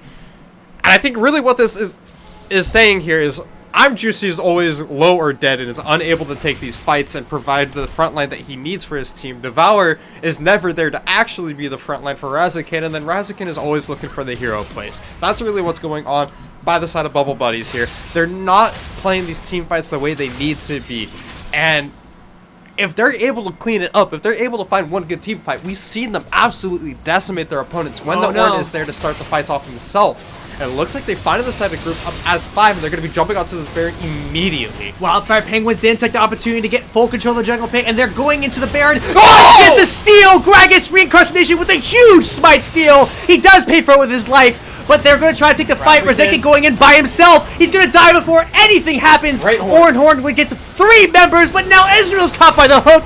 Everybody who is important is already dead, and now we're left with the tanks. I'm just going to be following the ultimate from Caitlyn. He takes the hourglass, but he's just going to be the next one to die. Only one left alive for Bubble Buddies is going to be... Oh, Devour the Penis left by himself yet again. He's tanky, but not that tanky. And that is going to be a 5 for 1 play. Reincarnation with the clutch steal. Gragas, the MVP of this game, coming in when it mattered most, is able to steal away that Baron. They're going to be able to pick up the inner mid lane turret. They're going to be jumping onto the inhibitor turret. There is still 20 seconds on anyone else before they respawn here. We have 10 on just the Morgana and the Ezreal. Looks like they're going to try and pressure this one down. They do have a minion wave coming up from behind. Are they going to be able to pick up the first Nexus turret? They are. Redemption drop to keep themselves healthy. Second Nexus turret goes down. They've got this. And with that, it's going to be over. We have the incredible upset from Wildfire Penguins taking down the undisputed, everyone voted #1 team of the league, Bubble Buddies.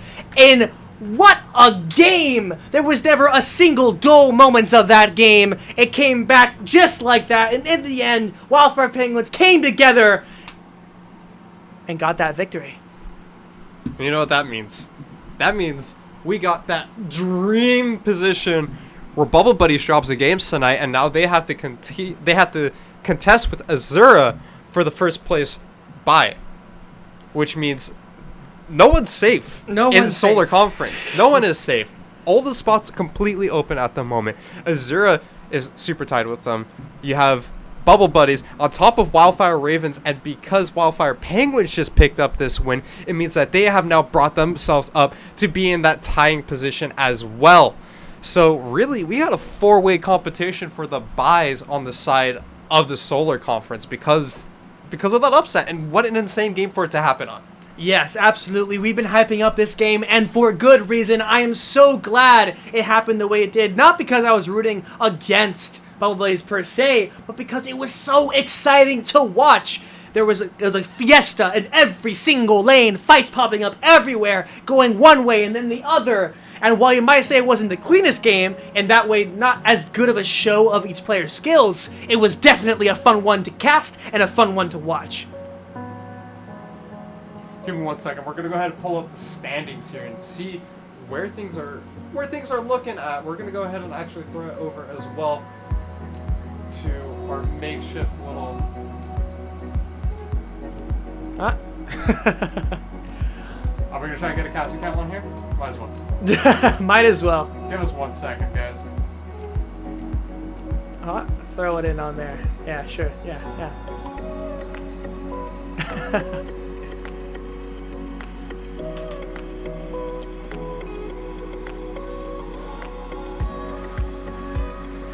So, with that being said, that is going to be the last game of the night. Let's look at how the standings are looking after all these games. What an exciting night. Bubble Buddies still sitting at first place with the 10-3 scoreline. Do you believe that they have a bye tonight? Is that what happens? Or did they have a win looks already? Looks like they're updating everything that's going on as we speak.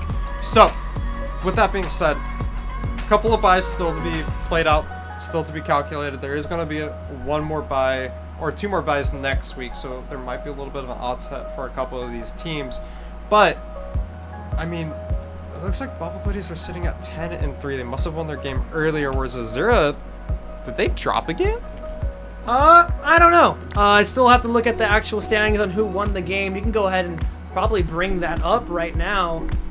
And the schedule, I would love to see an update on how these other games went tonight.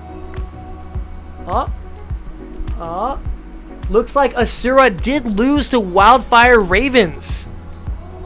And that will definitely throw a hitch in the standings. Looks like it was a game, night of upsets. So with that being said, we're going to be going into the next day tomorrow. Should be some interesting games to go. Each team will be competing to see where exactly will they be at the end of week 5. Going into week 6, what happened? What do you? I'm just so surprised. Yeah, I know. I'm surprised too. But then I was hyping it up that Azura is going to be able to come into this one. It's going to be able to tie for first place. It's going to be able to put every position in contention here. But at the end of the day, like, because they lost that game, it means that really Bubble Buddies is still holding in first place, and it's such a weird situation to find ourselves at. You know, like we were expecting the multi-way tie to come out here, but I guess it's still solidly in Bubble Buddies' hands for now, unless they lose a game tomorrow as well. Because no other team. I guess we're waiting on Wildfire Ravens to also see how their last game results here. Because they are sitting at 9-3. They must have had a bye. They're a little bit offset. If they win their next game, they will be tied. But well, we're going to end it with that. Thank you for everybody who came on tonight and watched us. And it was a little bit of a weird thing having in the face cams. I hope you enjoyed that little bit of a twist. I'm very sorry we didn't be able to actually just be drunk in front of you guys. But hope you enjoyed it. Let us know your thoughts on the stream tonight. Let us know your thoughts on the games and the current standings. Who will end up being at the top seeds of their conference? Who will be dropped into that applicant tournament, into that relegation? And who will keep their spots for next season? Well, we're going to find out soon. Thank you, Random Citizen. you're breathtaking. So, thank you for tuning in. We're going to be heading off. Again, this was your casting team. Loki here as your stream manager. LoudThou. As my favorite caster. You're pretty good too, Obongo. But Nothing personnel, kid. have a great night, guys. Thanks for watching. See you tomorrow. Really? Really? That's what you do?